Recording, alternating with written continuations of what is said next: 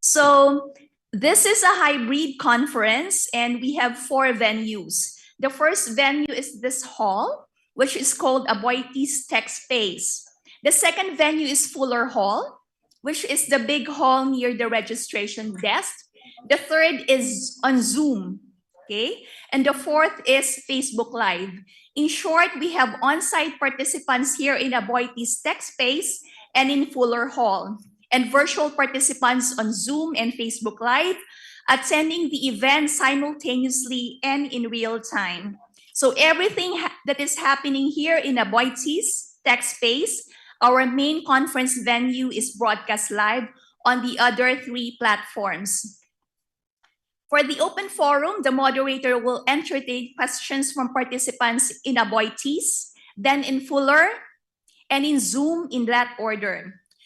We have an opening ceremony which will take place in about 10 to 15 minutes, followed by 4 plenary sessions, 2 in the morning and 2 in the afternoon, to be concluded by a closing ceremony. We anticipate ending the conference at about 5 in the afternoon. The detailed program is in your conference kit. For those in Fuller Hall, you can scan the QR code provided in your desks and tables for a copy of the program, the speakers' profiles, and other information about the Development Policy Research Month. Please set the ringtones of your mobile phones to silent mode and accept and make calls outside the meeting room to avoid distractions while the conference is in progress. To promote inclusivity, we have sign language interpreters in Aboitiz Tech Space and in Fuller Hall. And those who are participating via Zoom and Facebook Live can also see them. Well, there is no coffee break in the morning, so I hope that you have partake of the early breakfast that we are serving at Fuller Hall. But we have a coffee break in the afternoon. All meals are served at Fuller Hall, and eating here at the Aboitiz Tech Space is prohibited. If you need to leave this room at any time, you may use the exit door there. The restrooms are located close to Fuller Hall. Please do not hesitate to approach our support team if you need help. We request you to fill out and return the feedback form after the event to the registration desk to receive a special prize. Finally, we invite you to visit our conference exhibit at Fuller Hall, where you can find the booth of our DPRM steering committee members and conference partners. So this is an opportunity for our on-site participants to learn the knowledge products and services of our exhibitors, namely the Senate Economic Planning Office, the Department of Environment and Natural Resources, the National Economic and Development Authority, the Congressional Policy and Budget Research Department, Philippine Information Agency, Asian Institute of Management, AIM Andrew L. Tan Center for Tourism, and PIDS. So that would be all for now. Sit back and relax and enjoy watching the videos. I will see you again in about 10 to 15 minutes, and we will start officially start the program.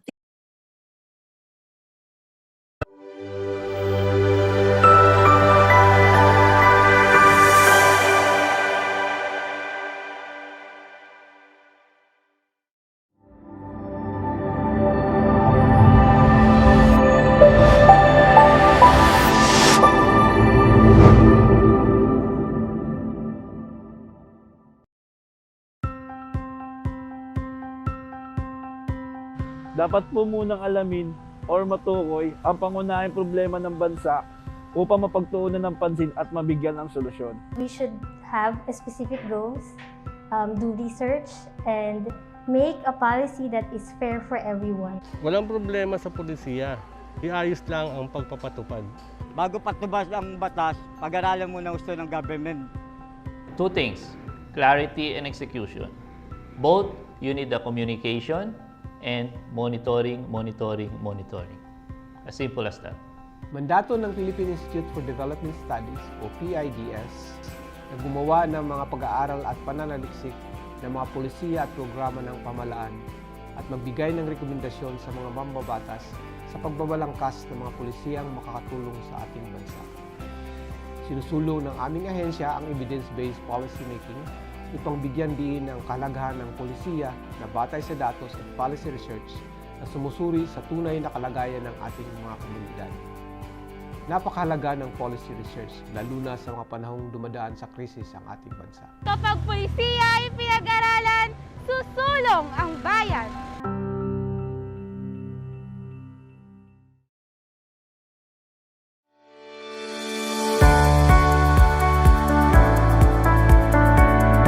In 2012, together with Megaworld Foundation and the Asian Institute of Management, we founded the AIM Dr. Andrew L. Tan Center for Tourism.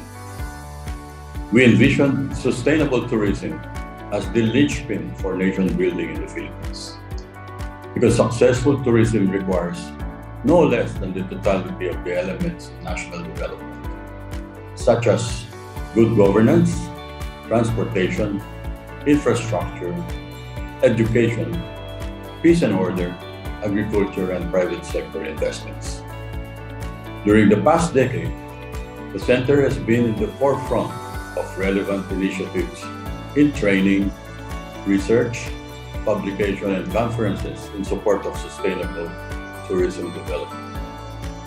We are proud to present a video recap of the Center's work. Please join us in the celebration of this milestone by participating in our upcoming anniversary lecture series and networking events. The Center is committed to contribute to the rebooting of the tourism industry through its lined-up programs. We are grateful to the Center's various publics for the invaluable support, for the awards, and for the challenges. Let us all continue to work towards recovery and resilience. Thank you.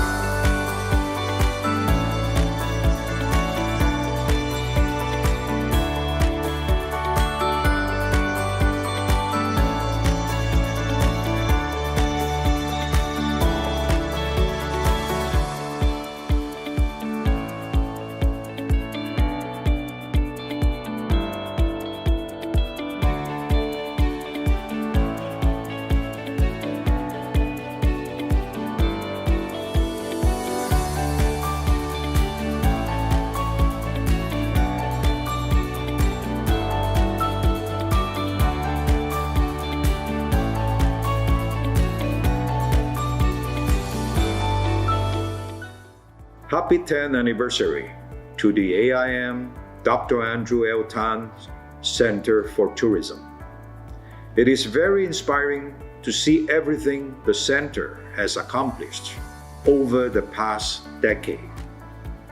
To Chairman Secretary Jesli Lapus, the members of the leadership team, the partners, the faculty, and everyone who has contributed to the success of the center, congratulations on this noteworthy milestone. Tourism has always been a bright spot in the Philippines. Through our foundation, Megaworld's partnership with AIM is helping uplift the tourism industry, a key driver in the country's growth. While the pandemic impacted our tourism, the work of the center never stopped. I admire the diversity of your programs and initiatives. Their focus and relevance show optimism for the opportunities that a post-pandemic world and society will bring, which is something we all share. We all want Philippine tourism to weather future difficulties and to be able to innovate and pivot when needed.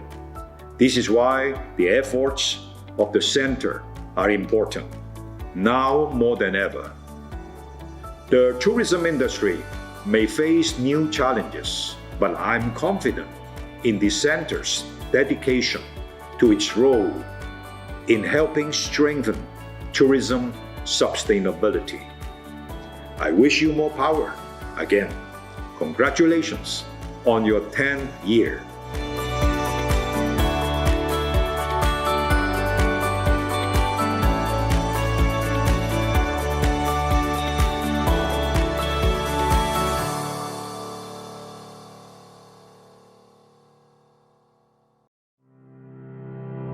Policies can either make or break a country and its people. Hence, designing good policies is important. Policies should be thoroughly studied before they are implemented. Also, policies should be evaluated to determine if they were implemented as intended and if their objectives were achieved. This is where policy research comes in. Through Malacanang Proclamation 247 released in 2002, the government declared September as the Development Policy Research Month, or DPRM, to promote national awareness of the importance of policy research in formulating evidence-based policies, plans, and programs. The DPRM also aims to cultivate a strong culture of research and the use of data and evidence among decision makers and raise the public's literacy of socio-economic issues.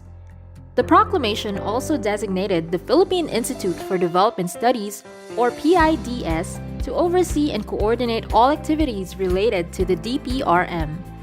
Various activities, such as policy forums, press conferences, social media promotion, and the annual Public Policy Conference, are organized by the PIDS and its partners to celebrate the DPRM.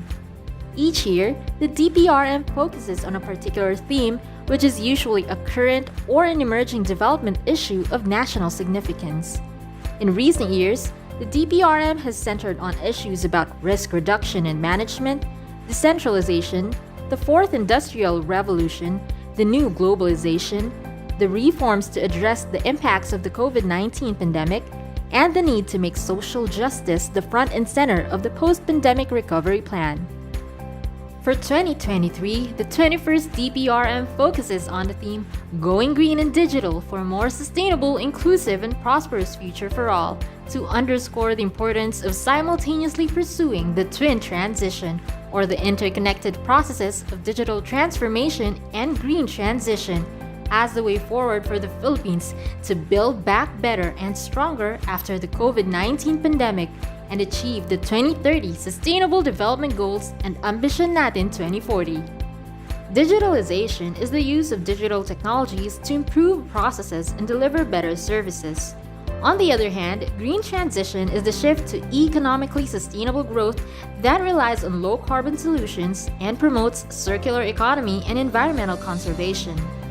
Both processes are indispensable to achieving sustainable and inclusive development. However, the twin transition is a complex process that has a big impact on society. It is important to understand why it is necessary and how we can take part in it, and how groups adversely affected in the transition process may be protected and assisted. The evidence-based discussions during the DPRM will show how the Philippines can pursue the twin transition strategically and in a just and equitable way for everyone, leaving no one behind. Learn about the twin transition and how it can be achieved. Join the conversation and be part of shaping our country's future. Together, let us build a more sustainable, inclusive, and prosperous Philippines. For more information about the DPRM and how to participate, visit dprm.pids.gov.ph.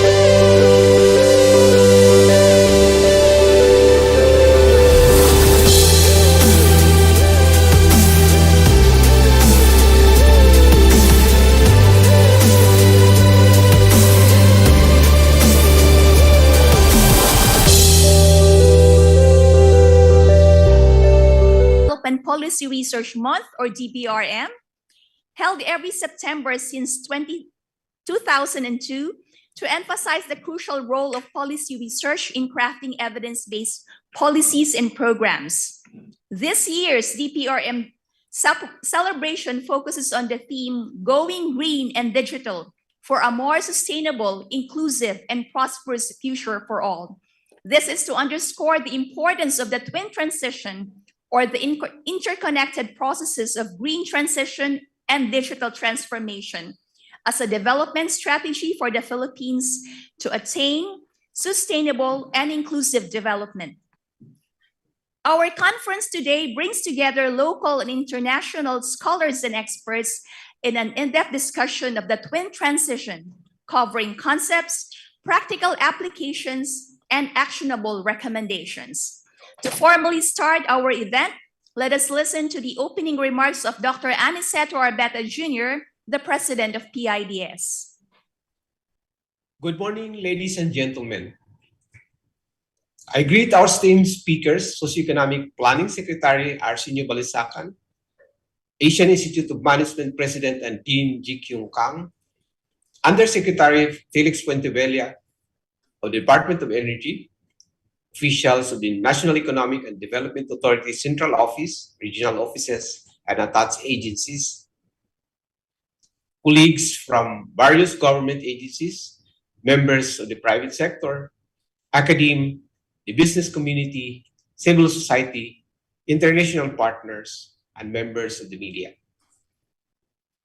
Let me also greet our online participants on Zoom and those watching us live in the PIDS and Sharpe Facebook pages. My deepest apologies for not being able to deliver this remark in person. Like Secretary Balisacan, I am at the budget hearing at the House of Representatives. We are gathered here today for the 9th Annual Public Policy Conference, or APPC, the highlight of our celebration of the Development Policy Research Month, or DPRM, this September. Under the theme Going Green and Digital for the More Sustainable, Inclusive, and Prosperous Future for All, this year's APPC wants to emphasize the twin transition as a key strategy for our country. The twin interconnected process of green transition and digital transformation is not just a concept, but a path to a brighter future. Data suggests that such transformation is essential for robust recovery following the challenges posed by the COVID-19 pandemic and escalating impact of climate change. According to the United Nations Conference on Trade Development, or UNCTAD, Technology and Innovation Report, 166 countries are ready to adopt the frontier green technologies. Surprisingly, several Asian nations, including the Philippines, outperformed expectations, with the Philippines securing the 57th position. In the Philippines, digital transformation is expected to quicken thanks to significant changes in regulations and policies that encourage innovation, infrastructure growth, investment, and human capital development. We are witnessing increased collaboration between the government, private sector, academia, and the civil society, all of whom concur that there is no better time to embrace more sustainable approaches than now. This collaborative spirit is evident in this conference, where individuals with a shared concern for our nations and the planet's future have convened today to discuss the twin transition as an effective strategy for achieving sustainable development. The conference will explore the intricate interplay between digital technologies and green transition, examine the role of human capital development in this twin transition, discuss the strategies to enhance industrial performance, and explore both the opportunities and challenges that artificial intelligence brings in the world of dual transition. I want to express my heartfelt gratitude to the following speakers joining us today at AIM and via Zoom. For our first session, I would like to thank Ms. Susan Schneegans from the United Nations Education, Scientific and Cultural Organization, or UNESCO, Dr. Rillo from the Economic Research Institute for ASEAN and East Asia, or ERIA, and Mr. Monchito B. Ibrahim from the National Innovation Council of the Philippines. My profound gratitude also to the panelists of the second session, Dr. E. Mark Cortis from Wake Forest University in North Carolina, United States, Dr. Samantha Sharpe from the University of Technology, Sydney, Mr. Maria Christina Aquino from the Tourism Industry Board Foundation, Incorporated, Executive Director is Sherwin Pelayo of the Analytics Association of the Philippines, and OIC Executive Director Charlyn Justimbaste of the Technical Education and Skills Development Authority. I am also honored by the presence of our notable panelists for the third session, namely Assistant Secretary Maria Marasigan, Department of Energy, Deputy Director Rodoro Brazil de Vera from the Bangko Sentral ng Pilipinas, Attorney Alexander Cabrera from the Management Association of the Philippines, Dr. Maria Cherilyn S. Rodolfo from the IIM Dr. Andrew L. Tan Center for Tourism, and Dr. Min Tang from the Tech for Good Institute. Finally, my deepest appreciation to the presenters of the fourth session, Ms. Isabel Tiongson from the World Bank, Ms. Sophia Falk from Bonn University, and Dr. Peter C. from University of the Philippines, Diliman. Let me also thank our session moderators and news anchors, Mr. Christian Esguerra and Ms. Michelle Cristel Ong, who will graciously be responsible for facilitating our conversation today. PIDS organizes this year's APPC with support from AIM Andrew L. Tan or ALT Center for Tourism and the Bangko Sentral ng Pilipinas. Thank you, AIM, for opening your conference center to APPC and the ALT Center for Tourism for collaborating with PIDS on this important event. To BSP, please accept our heartfelt thanks for supporting the APPC through the years. Let me also express my appreciation to our PIDS Senior Research Fellows, especially Dr. Francis Mark Kimba, Dr. Ramonet B. Sirafica, and Dr. Connie B. Dakoykoy, who have diligently served as this year's APPC Technical Committee, responsible for crafting the theme and the concept paper under the guidance of PIDS Vice President Marifi Ballesteros. I also wish to express my gratitude to the dedicated production team from PIDS, led by Dr. Sheila Siar, for their meticulous preparations for the APPC and other activities to celebrate the PRM. I also thank our admin finance personnel, headed by Attorney Jamie Lynn Amias Garcia, and our research services department, led by Ms. Rene Ajay, for their contribution toward the seamless execution of this year's DPRM. Thank you all for all the hard work and commitment. The DPRM and the PPC reminds us of the importance of policy research in crafting evidence-based policies and programs. It calls upon us to embrace the twin transition to build a better and stronger Philippines. Together, let us create a sustainable, inclusive, and prosperous future, leaving no one behind. Thank you, and may this conference be a source of inspiration and insight for us all. So you've heard the opening remarks of PIDS President Aniceto Orbeta Jr. We are enjoying the hybrid setup here at Aboitiz Tech Space and the academic ambience of the center, courtesy of our conference partner, the Asian Institute of Management. And to share her thoughts and welcome everyone, let us put our hands together for Dr. Jikyeong Kang, the President and Dean of the Asian Institute of Management.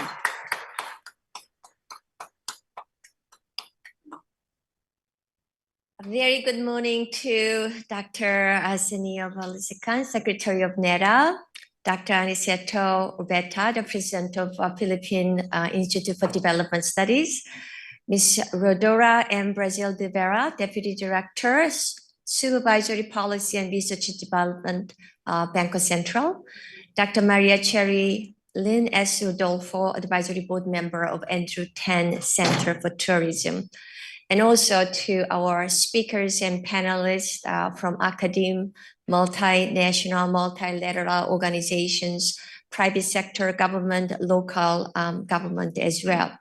It's really my great pleasure to welcome you to this 9th Annual Public Policy Conference. I absolutely love the title. Can you hear? Yes, okay. I absolutely love it because the green and digital coming together and subtitle managing the twin transition toward the sustainable development is very much what we believe in and what we have been working on.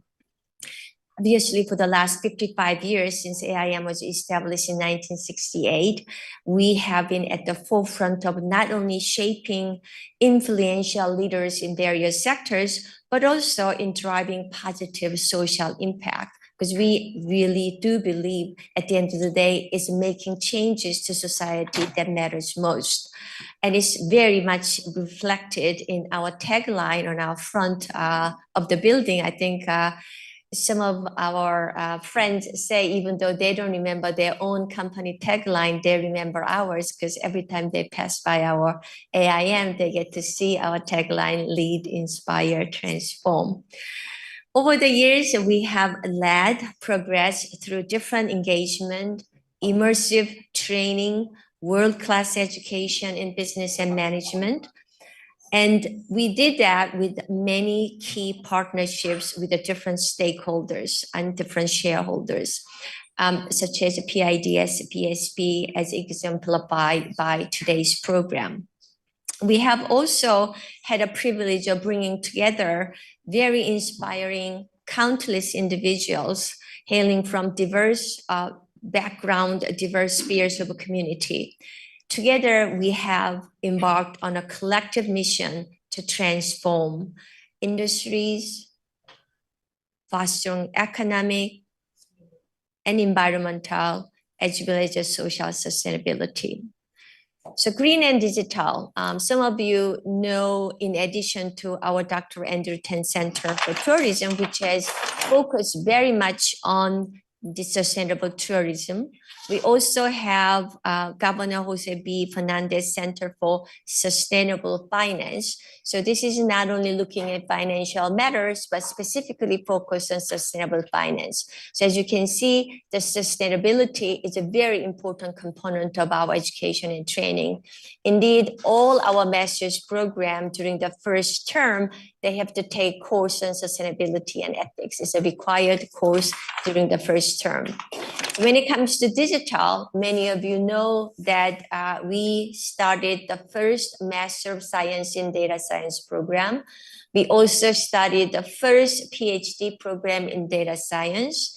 And this autumn, we are absolutely happy to welcome 50 undergraduate students majoring in 2 degrees. They will be receiving 2 degrees at the end of their undergraduate program.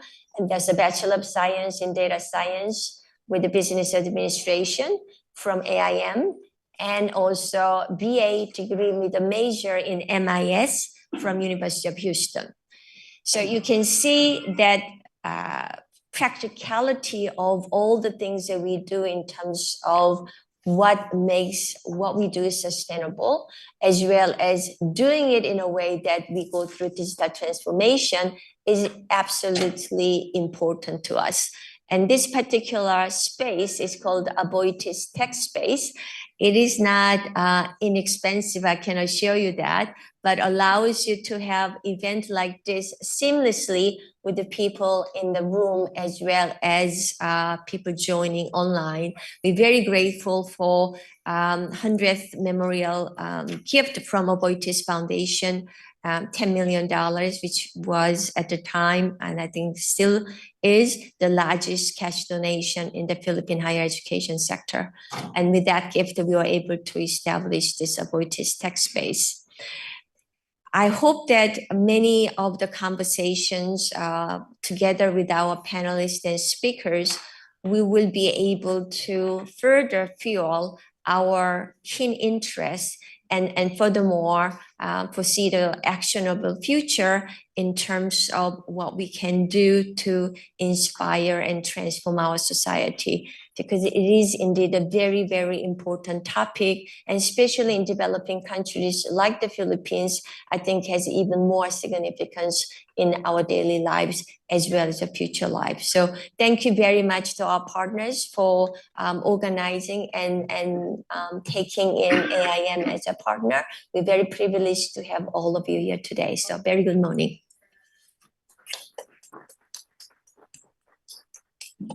Thank you very much, Dr. Kang.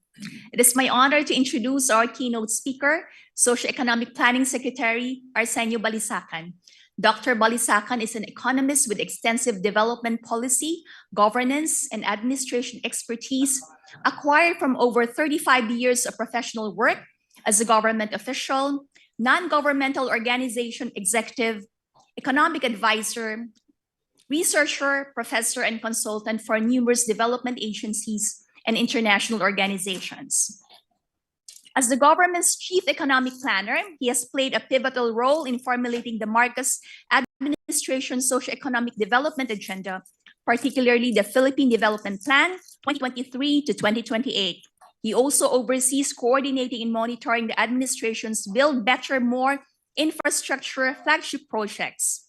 During his initial stint as NEDA secretary, he led the development of the country's long-term vision, the Ambisyon Natin 2040, which continues to serve as the main anchor of the government's medium-term development plans and programs. Dr. Balisacan also served as the inaugural chairperson and chief executive of the Philippine Competition Commission. He has also guided the establishment of the country's comprehensive framework for competition policy enforcement and the development of a robust public-private partnership practice in the Philippines. Ladies and gentlemen, Secretary Arsenio Balisacan.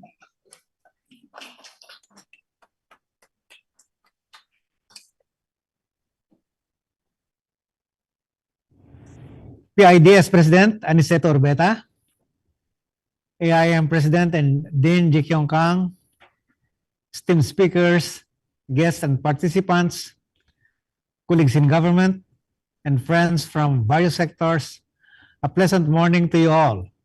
Let me begin by congratulating the Philippine Institute for Development Studies, or PIDS, for organizing this important event with the AIM Center for Tourism and the Bangko Sentral ng Pilipinas to celebrate this 21st Development Policy Research, or Research Month, or the DPRM.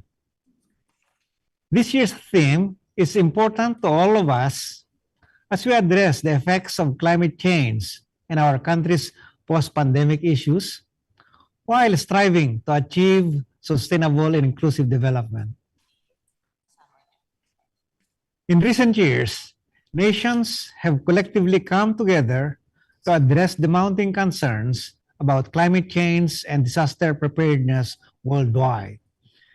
The 2021 Glasgow Climate Pact, referred to as the COP26, which had brought together about 120 world leaders, designated the period from 2020 to 2030 as a decade focused on climate action and support to reduce emissions and cap the global average temperature or temperature rise to 1.5 degrees. Though developing nations are committed to these global efforts, they are faced with the need to balance sustaining growth and generating quality employment while upholding their commitments to international accords such as the Sustainable Development Goals, or SDGs, the Paris Agreement in 2015, and the COP26. This balance is particularly evident in the performance of the Asia-Pacific region in Sustainable Development Goal 13 on climate action. For instance, between 1990 and 2018, while global greenhouse gas or GHG emissions increased by nearly 50%, they more than doubled in the Asia-Pacific region. The primary source of growth in emissions was found to be increased consumption arising from the rising living standards in developing countries. This trend reflects the urgent need for Asia-Pacific economies to reduce GHG emissions while maintaining growth and trade competitiveness. As we pursue a green transition aligned with our development goals and priorities as a country, we have seen how increasing digitalization plays a key role. Digital technologies have become one of the key drivers of globalization, resulting in ever more integrated markets. Moreover, the digital economy has been considered vital to post-pandemic recovery and sustainable growth. Countries have been working toward digital adoption, as evidenced by efforts in digitalizing services and payment systems and sustaining hybrid work arrangements. The last few years have also witnessed the emergence of smart manufacturing, smart agriculture, fintech, and other digital economy sectors. Industry 4.0 technologies such as AI and Internet of Things continue to be adopted. Digitalization and a green transition are interconnected because digitalization plays a significant role in accelerating such a transition and mitigating the effects of climate change.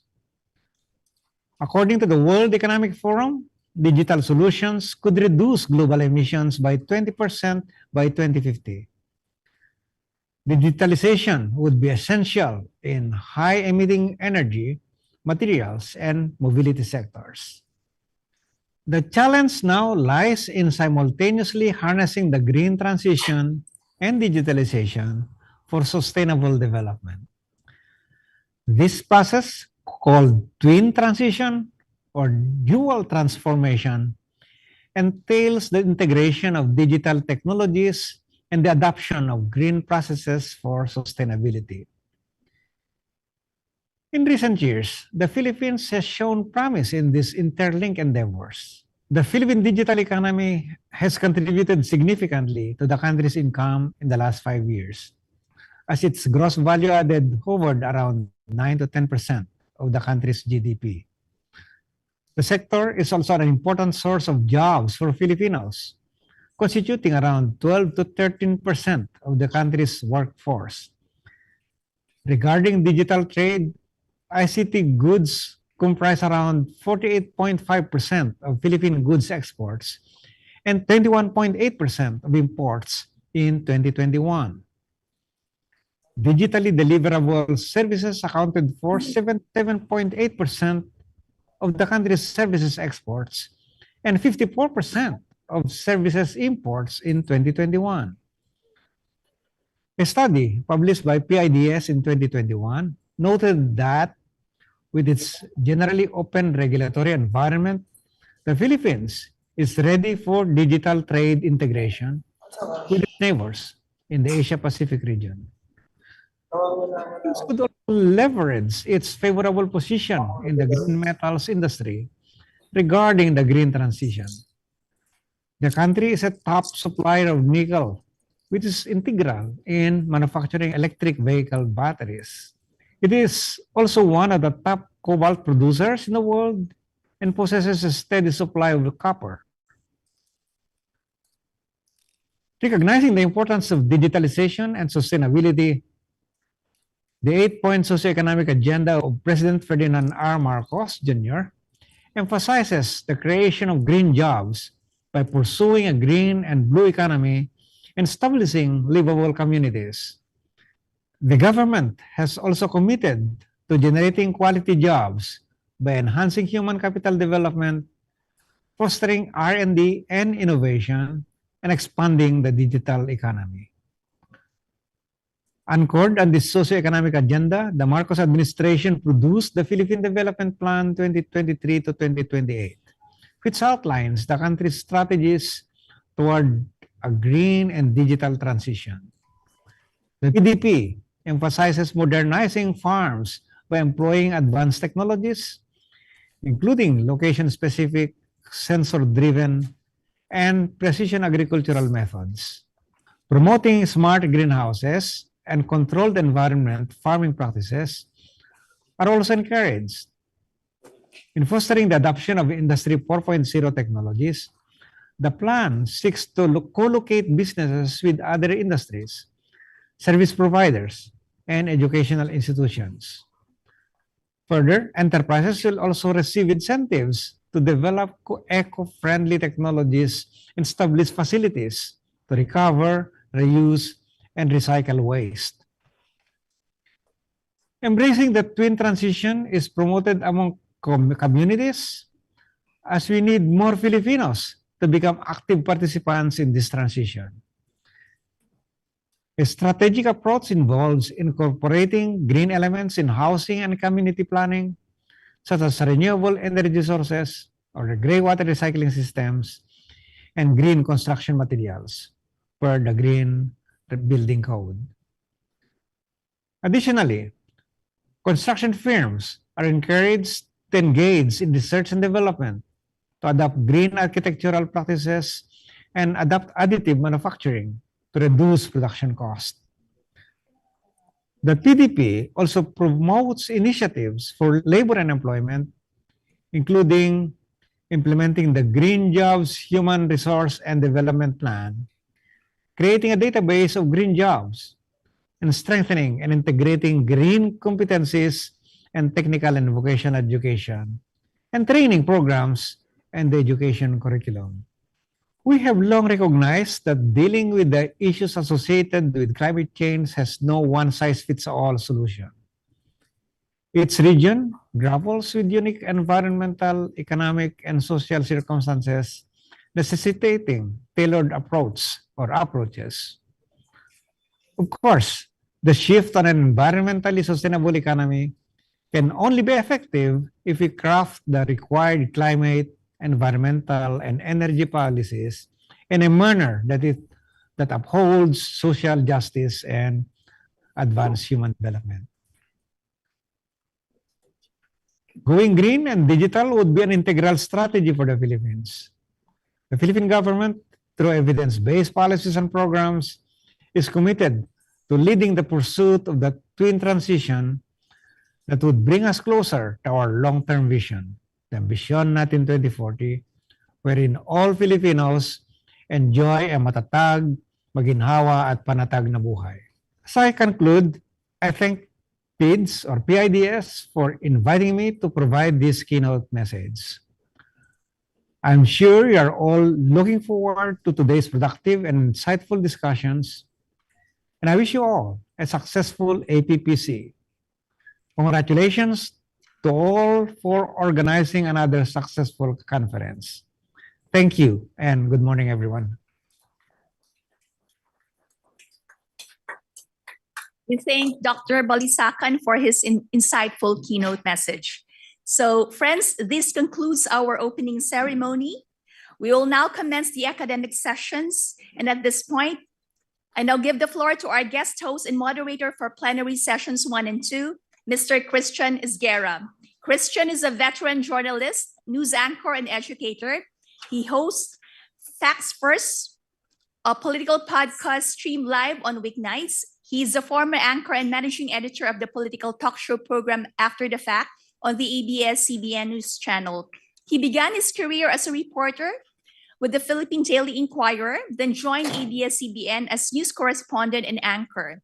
He teaches political reporting and journalism ethics at the University of Santo Tomas, where he is also a researcher at the Research Center for Culture, Arts, and Humanities. Ladies and gentlemen, Mr. Christian Esguerra.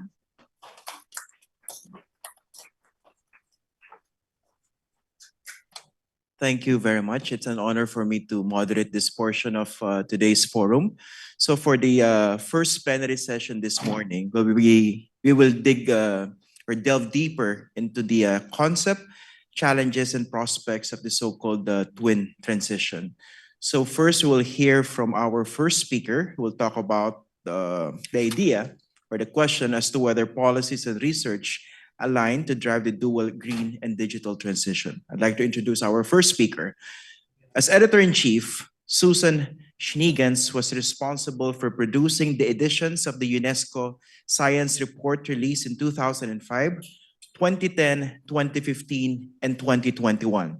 Now, this series tracks the development path that countries are following by regularly analyzing global trends in science, technology, and innovation policy, as well as in scientific endeavor.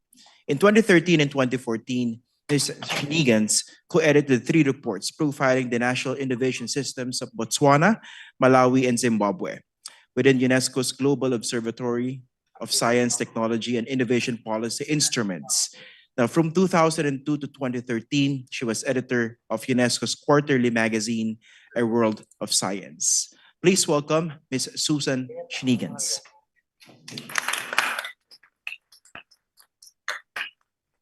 Well, good morning, everybody. It's an honor to be speaking to you today about trends in the ongoing digital and green transition. And I shall be looking in particular at whether scientific endeavor is aligning with policies in support of this dual transition, whether they are going in the same direction and with the same enthusiasm.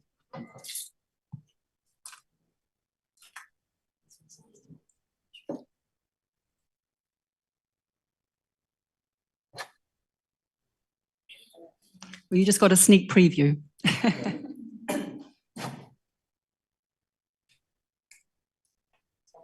Okay, here we go. So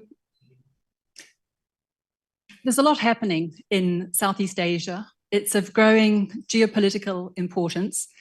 And we have a very nice illustration of this because only last month, Vietnam and the United States of America signed an agreement to develop the manufacturing of semiconductors in Vietnam. This agreement, now it's particularly interesting because this is not the first time, of course, that a wealthy country has wanted to manufacture in a developing country. What is interesting is that this agreement also covers training in electronics and other Industry 4.0 fields, as well as joint research in areas such as climate science, conservation, biotech, health, and other areas. So these are digital and green areas. Now, if you look at how much Vietnam is spending on R&D at the moment, it's a modest amount, 0.4% of GDP. In recent years, the biggest increase has actually come from Thailand. A decade ago, Thailand was spending about 0.3% of GDP on research. Look at it now, 1.3%. A decade ago,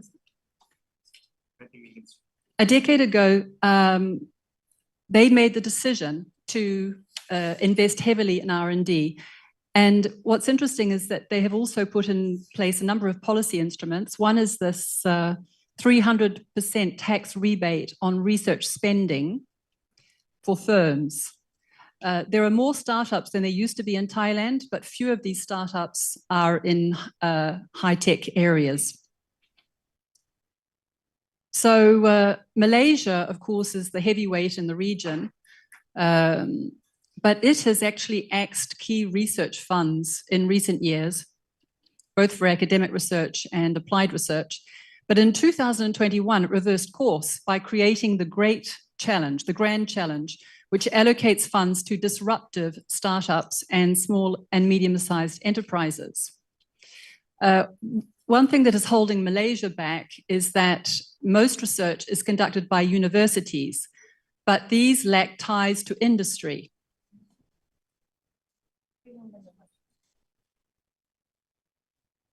So now we're going to look briefly at the situation in Vietnam and other ASEAN countries with regard to research on optoelectronics.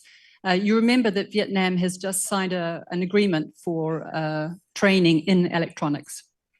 So you can see that Vietnamese output in this area is modest, even if it is increasing. When you see an orange bar, that means that in the second 4-year period, there was growth. The blue bar refers to the first 4-year period. And this is the same, all the graphs cover the same period, so I have not repeated it every time.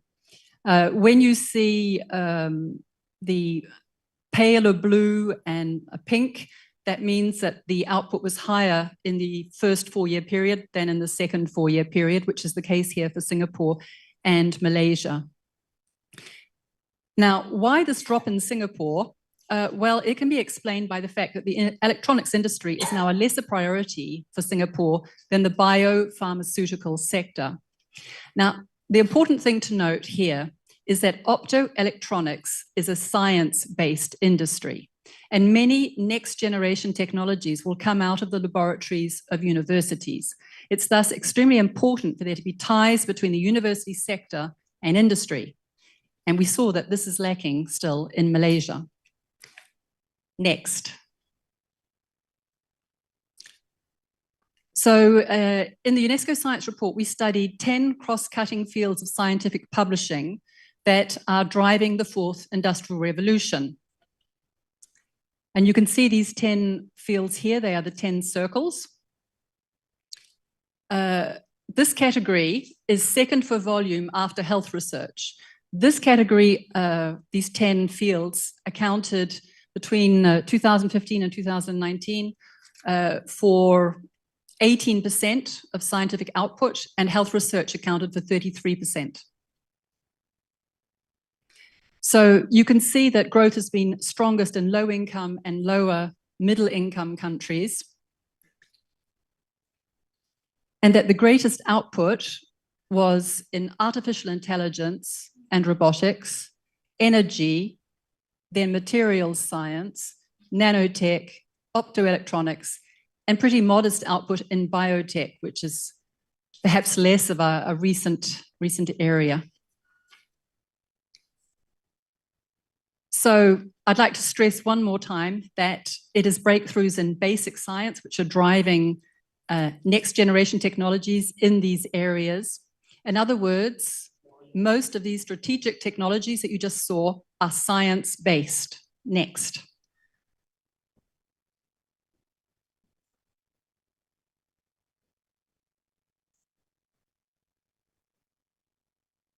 Next, please.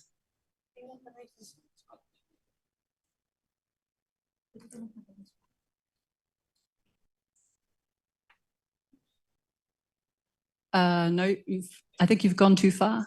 No. Ah, right. Okay. No, you're right.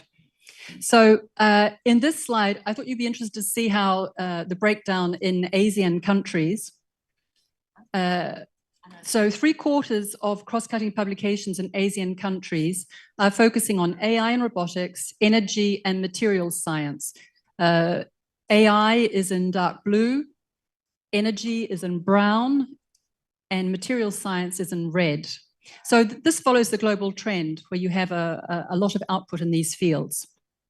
There is an exception, Singapore is an exception, they have a more even breakdown. And Malaysia and Indonesia are also exceptions because they are concentrating a lot more than 3/4 of their scientific output in these three technologies. Next. Thank you. So the fourth industrial revolution is being driven by science-based industries. So logically, it's important to have a workforce with skills in both science and engineering. And I don't mean just researchers, but also technicians, science managers. And if you can see from this graph that ASEAN countries tend to have a high proportion of graduates in engineering, which is good.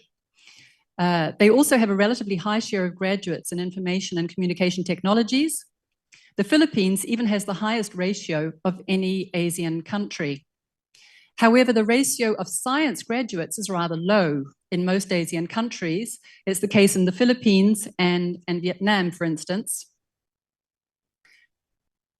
Next, please. Now, I wanted to show you this graph because people say that the digital and green transitions are linked. That's true, but there are both pluses and minuses. And this is actually not from the UNESCO Science Report, it's from a European report that was published last year. And if you can see the advantages on the left and the disadvantages, the challenges. So the list of challenges on the right-hand side reads like a to-do list for researchers. How can we make digital technologies more efficient? How can we reduce electronic waste? How can we reduce the amount of water used to cool data centers or in microchip manufacturing? What new materials can we develop to reduce demand for minerals used in digital technologies, such as batteries for electric cars or our familiar smartphones, which use dozens of minerals? Next, please. So this graph, this image was produced by UNESCO and the European Chemical Society for the International Year of the Periodic Table. It conveys a simple yet chilling message. Half of all the natural elements that exist on our planet could be in short supply within a century or even sooner. Every element that you see here in red, orange, and yellow is at risk. That includes lithium, nickel, cadmium, copper. I just learned that the Philippines has a lot of copper. These are used in batteries. It includes uranium, which drives nuclear power plants. You know that many countries are developing new power plants. China, they wanted to develop about 100 power plants, if not more. But there is a finite amount of uranium. So nuclear power is potentially, there's not going to be enough to go around. So you can see from this why it is so important to find new materials, such as novel materials for batteries. Next. So this may be one reason why materials science has become such an important field of research. China produces almost 4 out of every 10 scientific publications on materials science. However, this is a priority area for research for Indonesia and Malaysia too, which are in 5th and 10th position worldwide for the share of scientific output in materials science. Next, please. However, all ASEAN countries have seen growth in this field.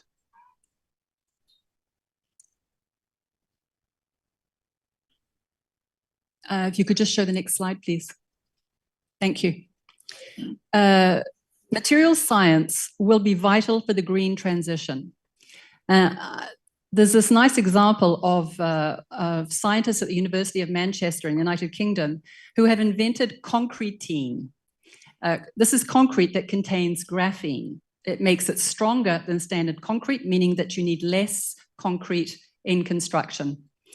So this is a nice example of materials science. Next, please. So how invested are ASEAN countries in developing more ecological materials for construction? This is also an area that was mentioned by an earlier speaker. Well, the answer is not very. This is not a priority field of research for ASEAN countries. You can see that the numbers are very small. But you can see that the percentage for Malaysia, even though the overall numbers are small, 449 publications over a 4-year period, Malaysia's share of global publications is actually now 3.5%. So this is because, unfortunately, ecological construction materials is not a priority field of research for any country. This field accounted for just 0.1% of scientific output over 2011 to 2019. Next, please. So let's take another look at another research topic: ecological alternatives to plastic. Now, could you go back one, please? Well, that must be somewhere else in my presentation. We'll look at ecological alternatives to plastics later. So you're probably wondering, next please. You're probably wondering how well ASEAN countries are doing in research on artificial intelligence and robotics. You were sitting here all asking yourself that question, weren't you? Well, here again, Malaysia and Indonesia figure among the leading countries in terms of volume of output. Next slide, please. We found the ecological alternatives slide. Right, well, this is going to be a bit of a roller coaster ride. I hope you can follow. The point of this, there are two messages here.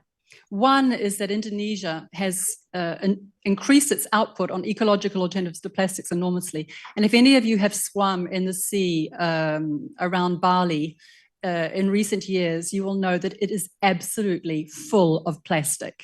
Yeah. So their output has gone from 6 to 155 publications over these 2 4-year periods. And Thailand is actually publishing 9 times the average global proportion. That means that the proportion of articles produced by Thai scientists in this field is 9 times the global average proportion. But the overall numbers are very small. 0.03% of global output is devoted to developing new materials, ecological alternatives to plastics. So it's interesting that Indonesia and Thailand are so committed to this issue. Next, please. Okay, we're back to artificial intelligence. So I just wanted to briefly mention the policies. Malaysia has adopted a roadmap in 2021. Vietnam also has its AI strategy. And Thailand is doing some interesting things. It has set up an Eastern Economic Corridor for Innovation, where research institutes and universities transfer technology to companies. Now, this is high tech in fields such as automation, robotics, and intelligent systems, but also in other Industry 4 fields like biotech. Next, please. So given the fast pace with which digital technologies are developing, small and medium-sized companies are struggling to keep up. The digitalization of existing industries remains a challenge in ASEAN. But let me reassure you, this is also a challenge for the most advanced countries. For example, the European Commission estimates that only about 1 in 5 European companies have digitalized their business processes. It has introduced digital innovation hubs to allow companies of all sizes to test before they invest in digital technologies. Australia's own Industry 4.0 strategy proposes establishing test labs at 5 universities to help manufacturers transition to smart factories that use cyber-physical systems like robotics. So here you have some examples of what Malaysia, the Philippines, Thailand, Singapore, and Vietnam are doing. Maybe I will not go through it one by one because I imagine that we'll be making this PowerPoint available to you, and it's rather long. So let's move on to smart cities. The next slide. So in Singapore, 80% of housing is public housing. The Housing and Development Board is equipping homes and the city with sensors and other technology to provide efficient services and reduce waste. For example, it is developing smart buses in partnership with a private company. The city is also developing smart wastewater treatment.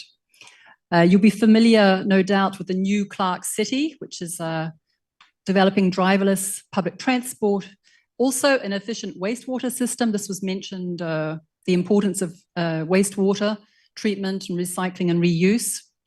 And it's being built inland to withstand flooding with wide drainage and no build zones, very important to have that.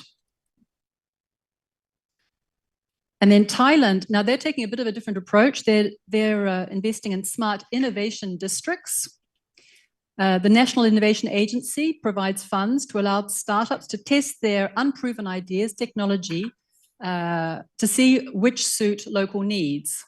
So that's an interesting example, and you can see that universities, local experts, etc., are being brought in.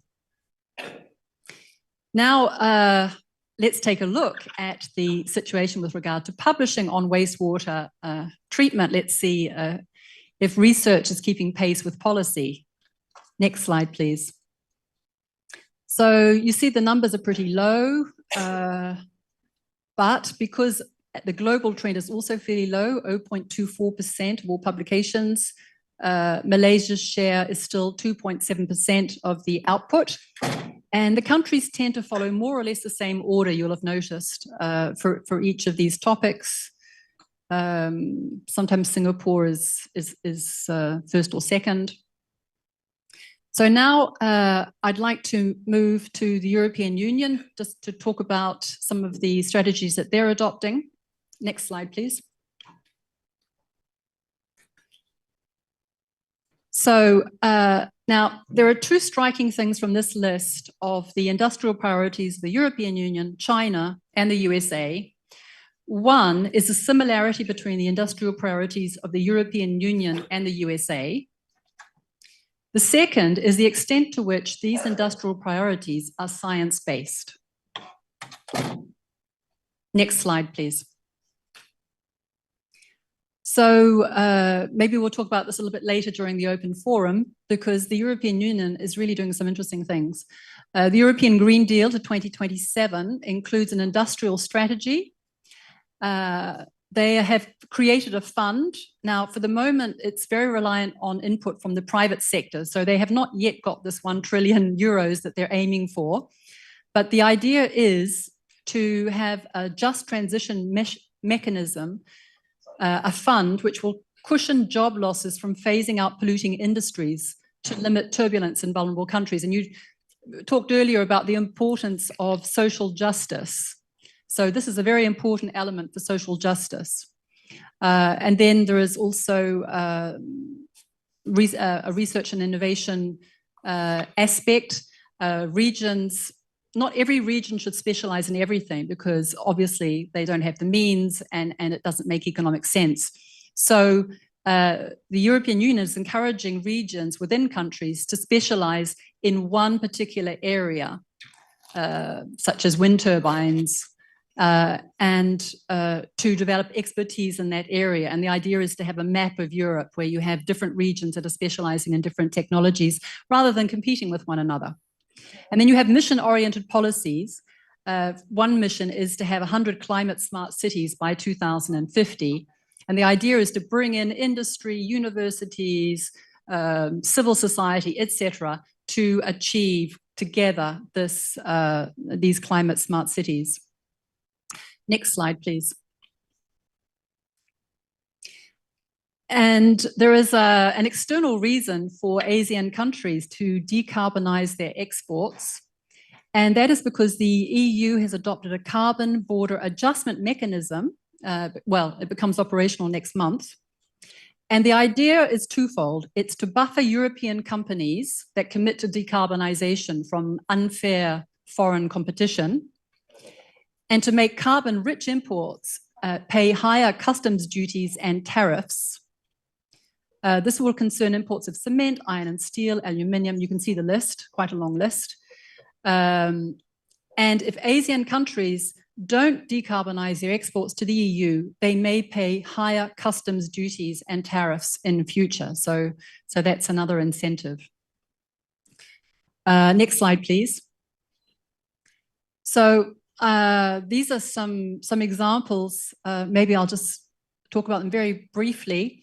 In Sri Lanka, this again is an inclusive transition. Businesses and households who buy small rooftop solar plants for individual use, they can sell their surplus electricity to the national grid, or they can bank it for later use. In Cambodia, I mentioned this because Cambodia has realized that sustainable development has to be consistent across sectors. And although hydropower is considered a renewable energy, it was devastating fish stocks in Cambodia. And so they have called a moratorium until 2030. And they've also adopted a code, Environment and Natural Resources Code, to protect the environment. It was just adopted very recently. And in India, they're going the way of, one of their priorities is to encourage the purchase of electric and hybrid vehicles, most of which are two-wheelers at the moment, also buses. And so they're providing 12 to 14% reduction in goods and services tax on electric vehicles, a tax deduction also on the interest paid on loans to buy these vehicles. So now I'd like to look at the research topic, next slide please, of climate-ready crops, because you'll see here that the Philippines leads the ASEAN region for publications on climate-ready crops. Again, it's a bit of an orphan topic, 0.02% of global publications. And the Philippines doubled its output on climate-ready crops over these two periods. Next, please. So if you'll bear with me for 1 minute, maybe I'll show you just one more slide. Probably after that, you'll have had enough. I just wanted to show you that the share of output on sustainable energy research topics by higher income countries is shrinking. The blue line refers to high income countries' share of these research topics in 2011, and the orange line refers to the high income countries' share in 2019. You can see it's shrinking for all of these topics here. And for photovoltaics, it's even shrunk from 75% to 50%. So there's a lot more happening here. So maybe I'll stop there. And thank you very much for your time and your attention.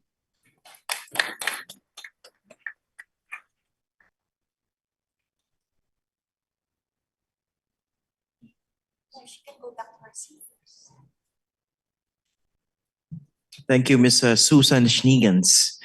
Next, we will hear from Dr. Aladdin Rillo. Dr. Rillo is currently a Senior Economic Advisor for the Economic Research Institute for ASEAN and East Asia.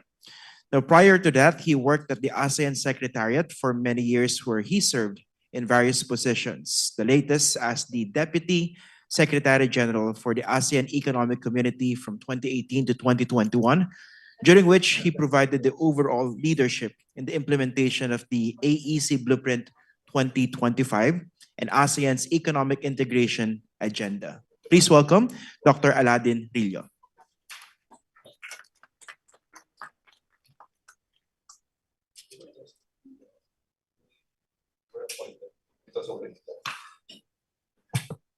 Good morning, and thank you, Christian, for a very kind introduction.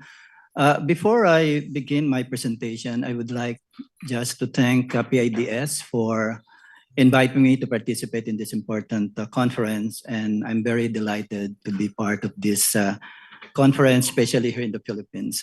Okay. For my presentation, what I would like to do is to talk about one very important issue, which is about circular economy. and how circular transition can be facilitated by digitalization.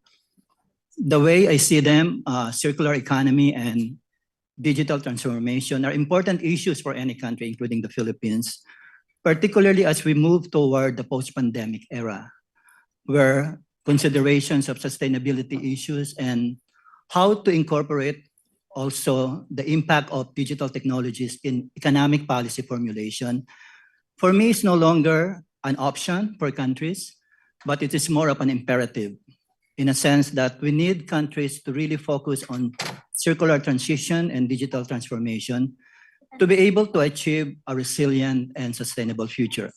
I think that is kind of given right across countries in the world.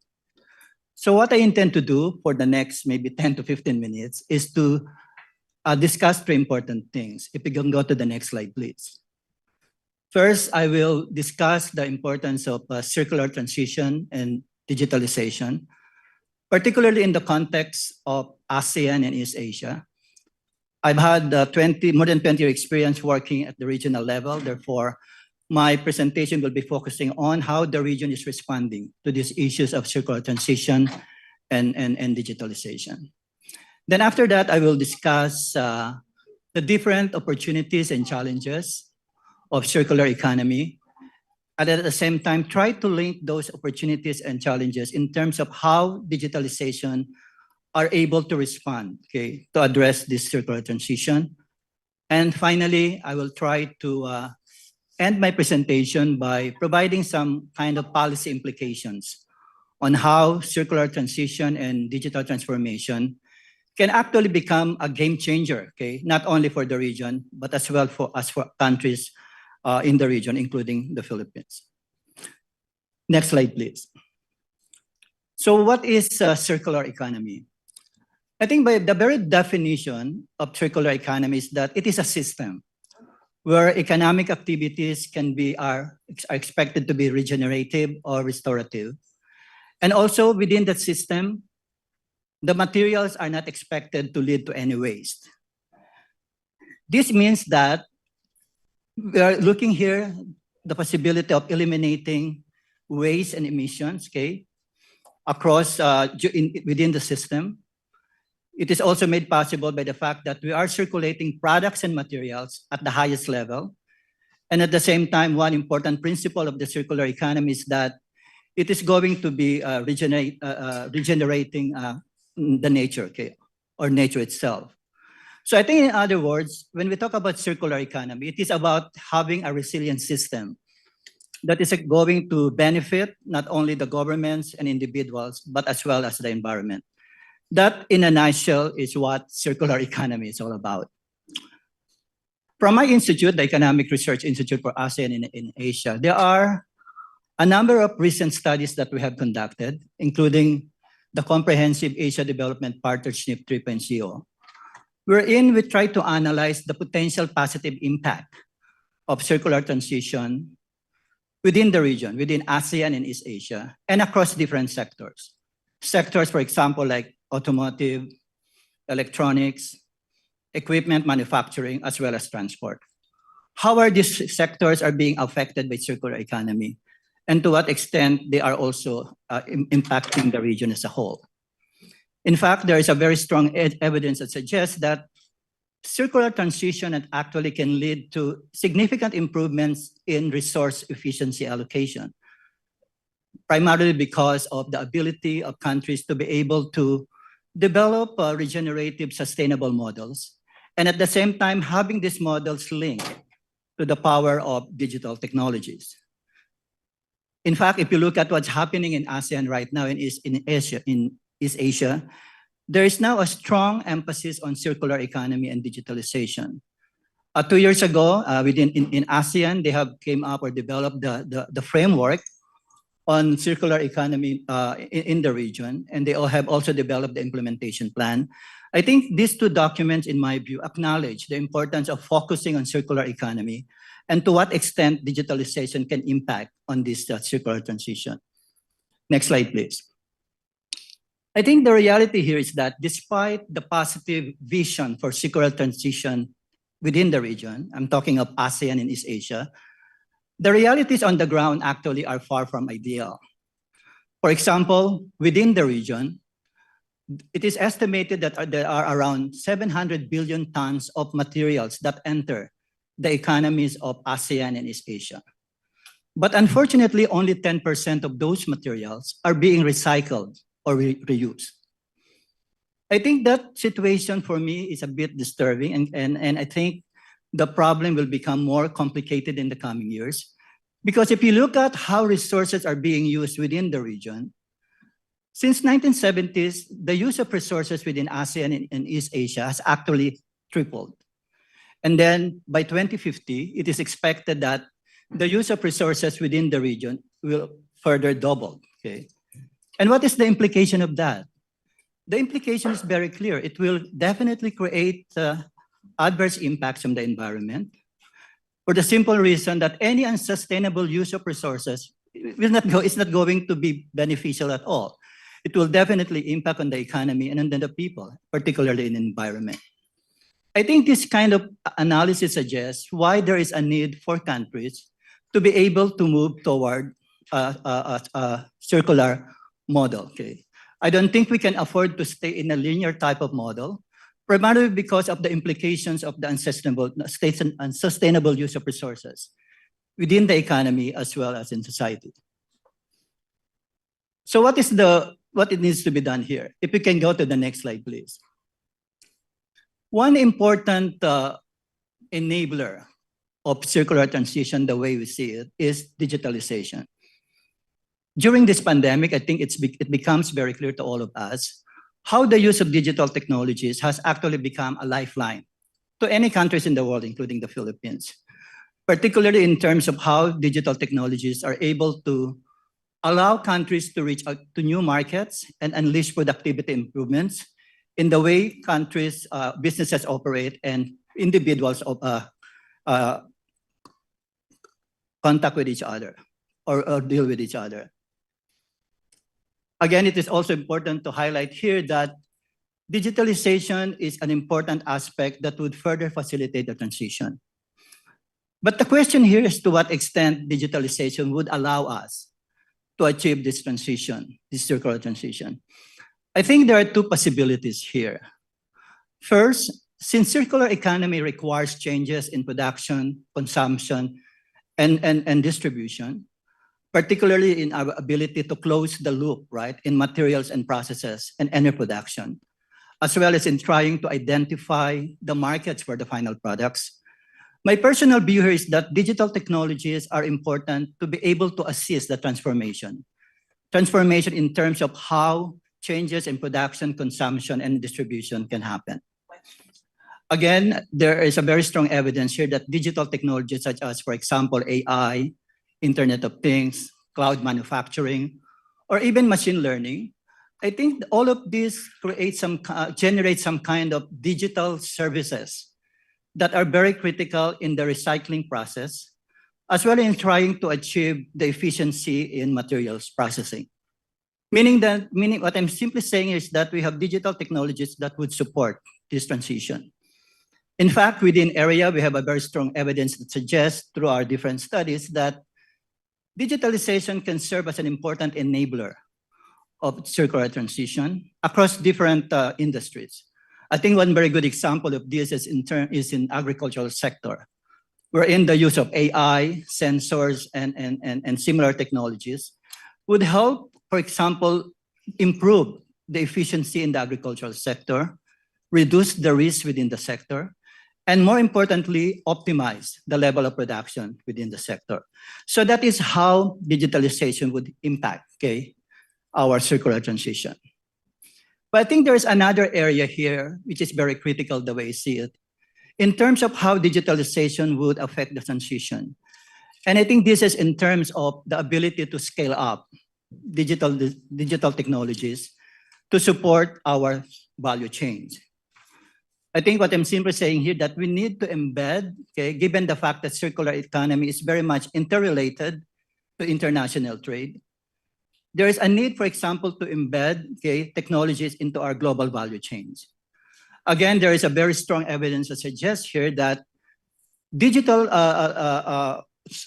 support, okay, or digital solutions can actually help, improve the efficiency in both products and materials, as well as optimize production in any production setting.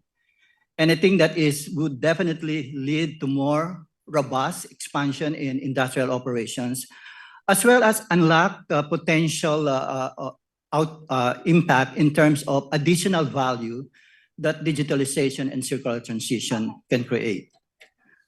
Also, if you look at what's happening on the ground right now, using digital technologies to provide insights, I think it is also very clear here that digitalization can actually help enhance the visibility at every stage of the supply chain. That is important in a sense that once you have that visibility, you will be able to identify where the problems are along the supply chains. And eventually, by identifying those problems, you are able to come up with solutions in order to mitigate the impact. Similarly, it is also very clear here that digitalizing the supply chain operations is very important to be able to achieve some kind of industry resilience in agriculture, in manufacturing, as well as in industry services. So what are the examples of these technologies that would support the global value chain? I think one very good example is in terms of how digital technologies, for example, enhance the efficiency within the value chain. For example, the use of or investment in more advanced trace and track technology. Having those kind of technology will allow us to enhance the efficiency within the value chain. Similarly, a very good example of this is the use of big data. Big data is important because of the ability of big data to map up problems within the supply chain. And at the same time, having big data would also allow us to identify what are the different information that pertains to the utilization of the raw materials and to what extent, for example, this waste is being regenerated, okay, as an additional source. So those are important examples that show us how digitalization can facilitate circular transition. If you go to the next slide, please. If you look at circular economy, I think one thing that really stands out here is the fact that circular transition is quite complicated, okay, and it's very challenging. But I think my personal sense here is that if that transition is aided by digital technologies, it will actually create a lot of potential, okay, a lot of possibilities and contributions to our economy. For example, if you look at this slide here, within ASEAN and East Asia, one estimate suggests that any move to circular economy would actually create or add an additional $4.5 trillion into the economies of ASEAN and East Asia. And I think that is in addition to other benefits that circular transition can provide. And one of these opportunities can be in terms of the development of the internet economy, particularly those that are related to the development of business models related to, like, for example, digital startups. Also, there is a very strong evidence that suggests here that circular economy is actually more supportive of the ability of labor to respond to changes, okay? Unlike, for example, when we have only a linear model type of economy. But of course, we all recognize here that that is not what is happening right now. If we can go to the next slide. In order to unlock the full potential of circular transition, it is important to address a number of challenges and constraints that affect the full transition towards full circular economy. And there are two important challenges here. One is the issue of digital divide. The lack of access to powerful ICT infrastructure, as we all know, would limit the ability, okay, to be able to facilitate the impact of technologies into full circularity. At the same time, within the region, okay, across countries in ASEAN, we have businesses that face a lot of problems when it comes to trade related to circular economic activities. For example, one very good example of this is the lack of harmonized system of codes and policy instruments and regulations that affect the trade of circular, that affect circular trade, particularly recyclable or secondary materials. There is also a very strong evidence within the region that suggests that across countries in ASEAN and East Asia, there is a lack of existence of divergent standards and regulations, as well as problems related to the ability, for example, to ship all these remanufactured goods, remanufacturing inputs, as well as secondary materials. So those problems, in my view, are very important to be addressed, because without really addressing issues related to infrastructure and governance, I don't think that the transition to full circular economy can happen. This brings me to the next slide. If you can go to the next slide here. In terms of the question, how do we optimize circular transition and digitalization? As I mentioned earlier, circular transition and digital transformation are linked. But the question is how do you make sure that this twin transition, as I call it, will actively work for countries within ASEAN and East Asia? My personal sense here is that as more circular economy, as we move towards more circular transition, I think those circular economies can actually lead to greater sustainability within ASEAN and East Asia. And that implies that there is a need to actually change the approach in terms of how we look at circular economy and digitalization. The reality here is that when we look at circular economy policies will continue to be driven by the 3 R's, right? Reuse, recycle, and reduce. But again, that, in my view, is not the approach to be taken here, because ASEAN and East Asia is a very interdependent region. Our economies are very much linked to each other, primarily because of trade and technologies. Therefore, I think there is a strong potential for digital technologies here to be used as another approach in terms of how we use the powerful digital technologies to facilitate the transition. And that is, I think, the beauty of why digitalization is important here. And that is the reason why these two are actually linked. But the question now is what needs to be done, okay? How do countries like the Philippines be able to embrace digital transition, circular transition, as well as digital transformation? In my view, there are 4 possibilities here. First, I think this is very important, given the fact that circular economy is very much linked to international trade, to be able to provide technical solutions and raise awareness of the imperatives of the circular economy. That is easily said and done, but I think there are some kind of priorities that countries like the Philippines can focus on. For example, there is a need for countries to be able to design, the circular, promote the circularity of their products and their materials. Also, it is important that investments on circular industries will be promoted. For example, also in terms of the ability to come up with innovative financing mechanisms to support investment in circular industries. Finally, again, it is very important to emphasize here the ability to link trade-related issues to transparency as well as accountability, because these are 2 important issues to be able to fully imbibe a fully circular economy. Secondly, it is very obvious that we have to make sure that the digital ecosystem is supportive of the circular economy. Okay? This means that any country in the world should make sure that once they embark on digital transformation, whatever priorities that they have implemented should be able to support the circular economy. This can include, for example, priorities on digital platforms like e-commerce, priorities on data governance like cybersecurity, and finally, there's a need to prioritize digital upskilling. Third, again, in relation, that's the second point here, we have to look at what are the digital priorities to support the more circular business models here. And finally, again, if you look at ASEAN and East Asia, I think the post-pandemic world will definitely be more challenging, in a sense that the issues that are to be faced by the region are already here. Okay, one is sustainability, the other one is digital divide. So what is the issue here? The issue here is that for countries to be able to implement the right policies, okay, As a knowledge institute, for example, like PIDS, I think it is important to highlight how systematic knowledge sharing and capacity building can be emphasized. Knowledge sharing in terms of not only being able to exchange best practices, for example, among countries, but I think more importantly for me, it is the ability to understand the complexity of circular transition and digitalization.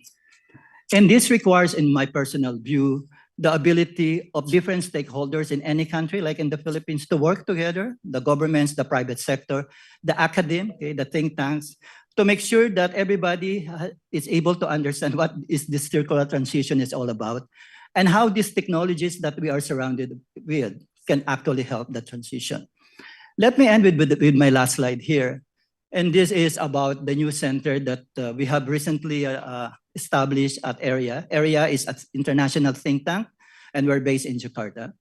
We recognize that within the region, the issues will definitely be dominated by issues on digitalization as well as sustainability.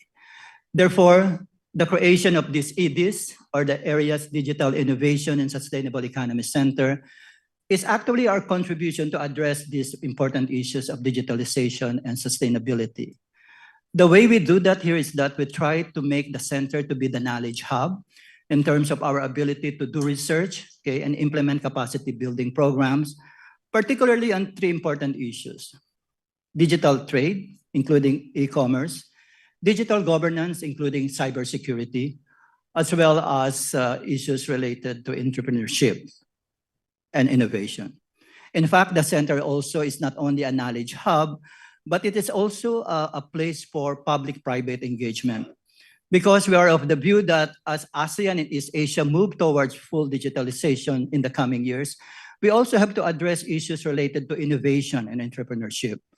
And those are two important issues that we think would really underpin, okay, the growth of the region moving forward.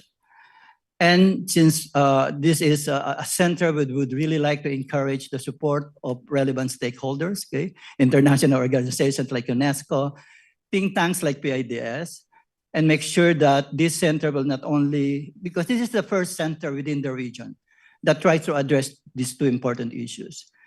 Therefore, I think we think that this is a good contribution to really understand what is this digital transformation is all about, and what is sustainability, particularly issues related to circular economy. I think I better end here, and thank you so much for listening. Yeah.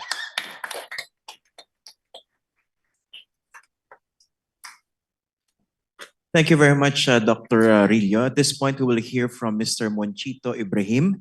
Mr. Ibrahim joined public service in 2006 and retired as Undersecretary of the Department of Information and Communications Technology, or DICT, in July 2019. Now, on June 30, 2023, he was back in public service after President Ferdinand Bongbong Marcos Jr. appointed him as executive member of the National Innovation Council, representing the business sector. Now, before joining the government in 2006, he had a long, successful career with multinational companies such as Fujitsu, Siemens Nixdorf, Comparex Germany, and Unisys Australia in various executive positions. Please welcome Mr. Monchito Ibrahim.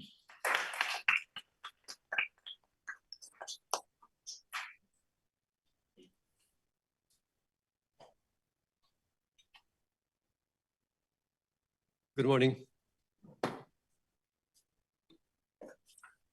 Can we have my PowerPoint deck, please?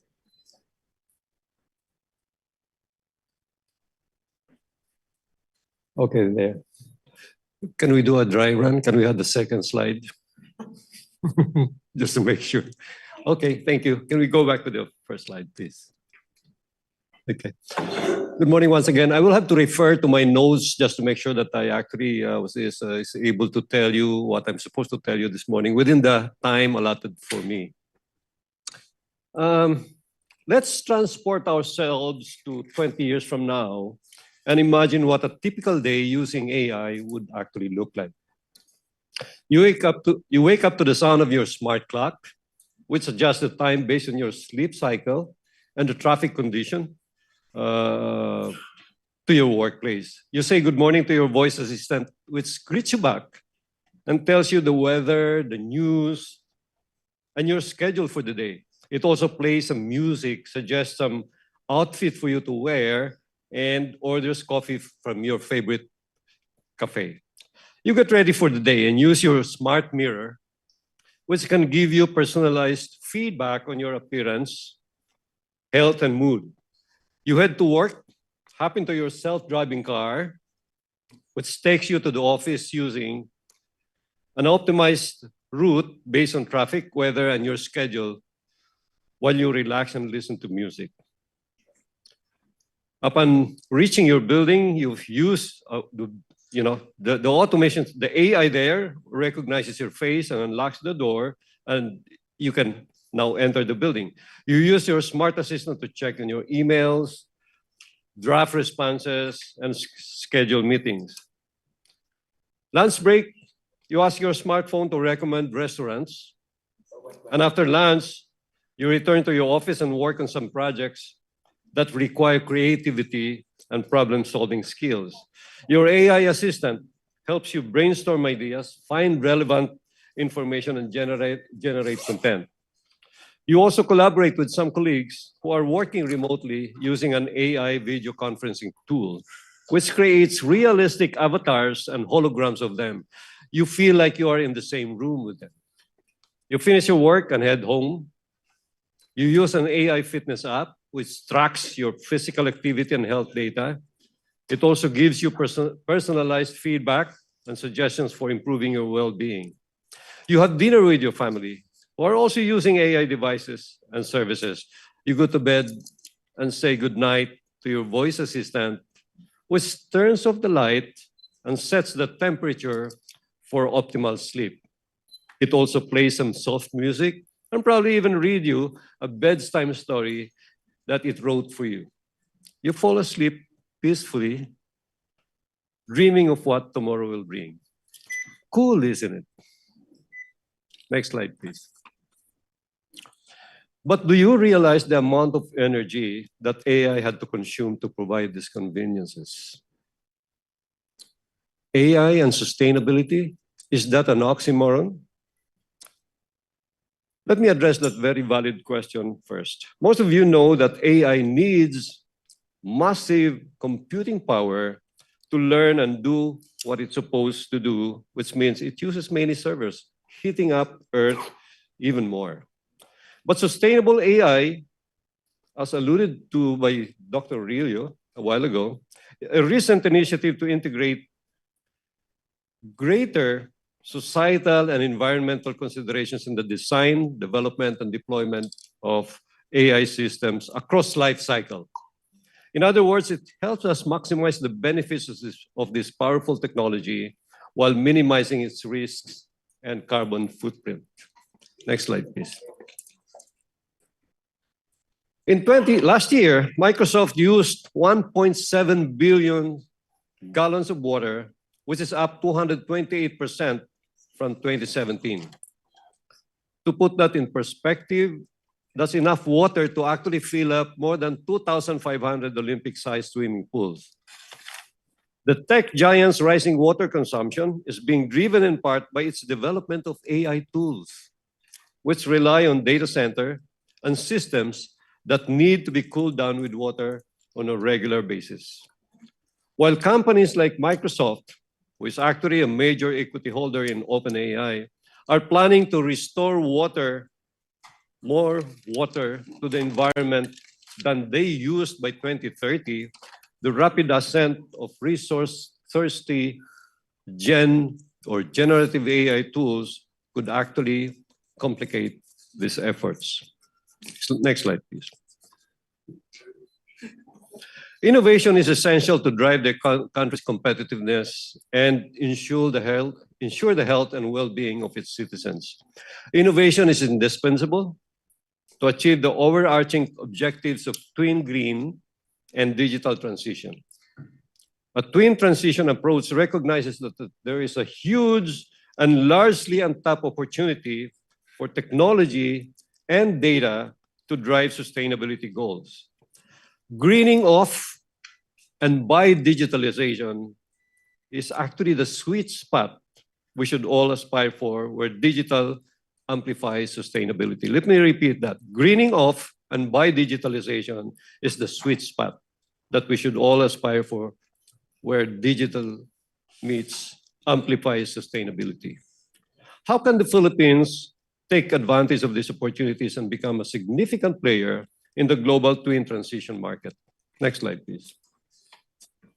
This is where the Philippine Innovation Act come into play and hopefully drive locally developed innovations to help address these opportunities. The Philippine Innovation Act was signed into law by the then President Rodrigo Duterte on April 2019, adopting innovation as a vital component, rather, of the country's development policies, and is closely knitted with the outcomes and strategies of the Philippine Development Plan 2023-2028. Next slide, please.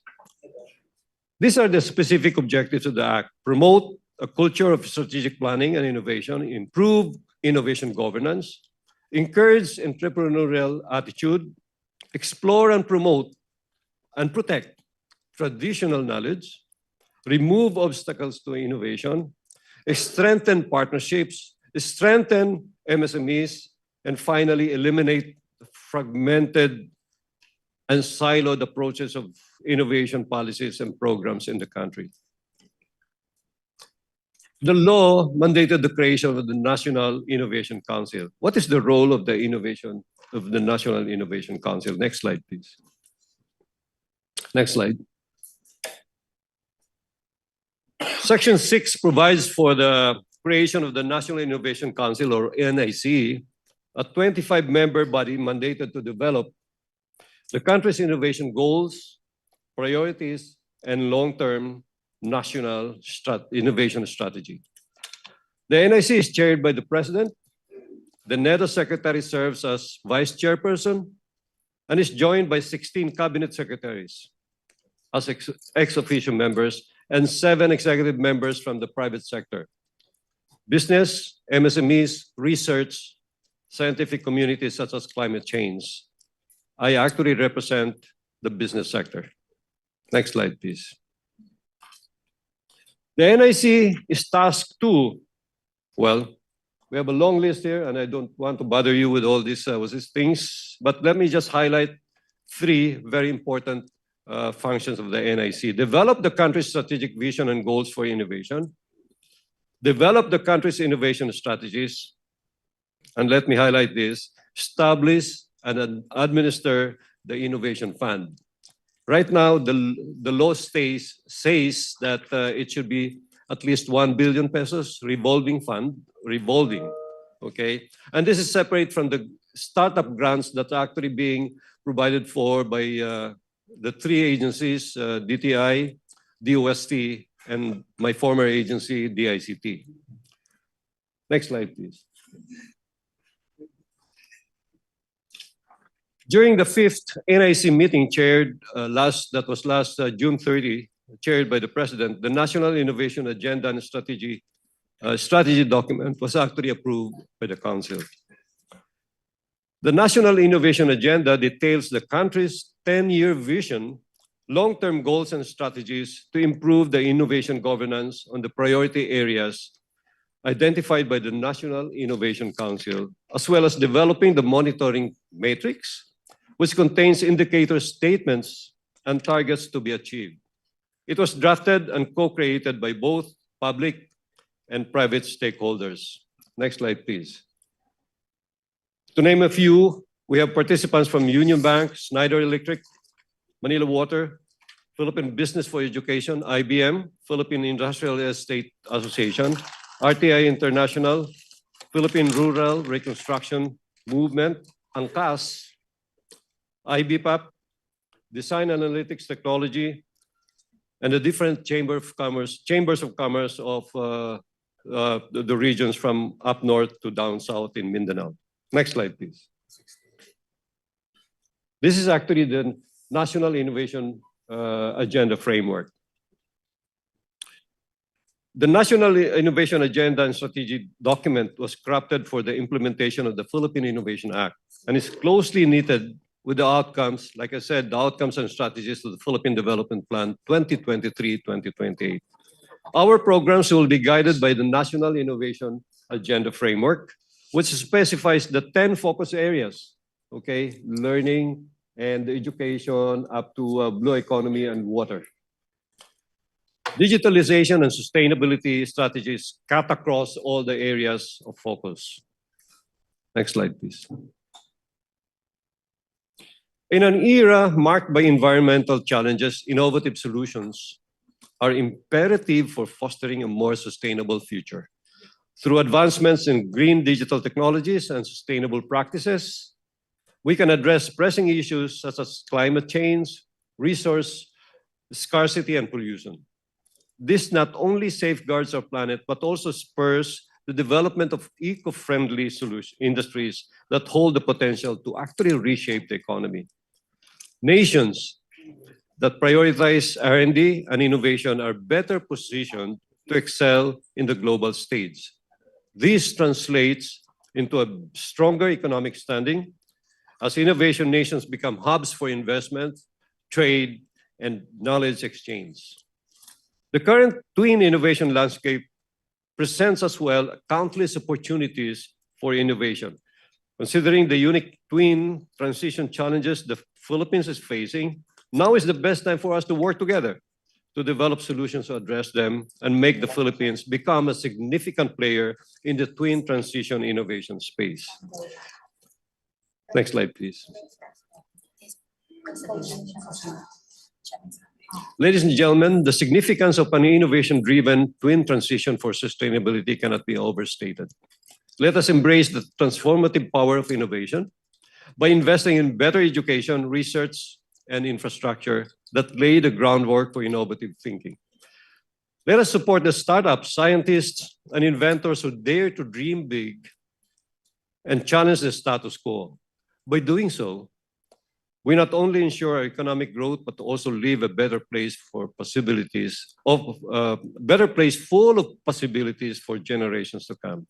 Let me leave you with a quotation from Albert Einstein saying, "No problem can be solved by the same level of thinking that actually created it."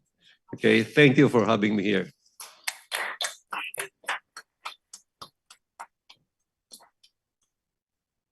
Thank you very much, Mr. Ibrahim. I'd like to invite Mr. Ibrahim to take one of the seats in front. I'd also like to invite Ms. Susan Schneegans and Dr. Aladdin Rillo to go to take one of the seats in front. Yeah. We have, we're actually pressed for time, but we have time to take one or two questions from the audience. Anyone would like to raise questions from the very interesting points raised by our speakers? Go ahead, sir.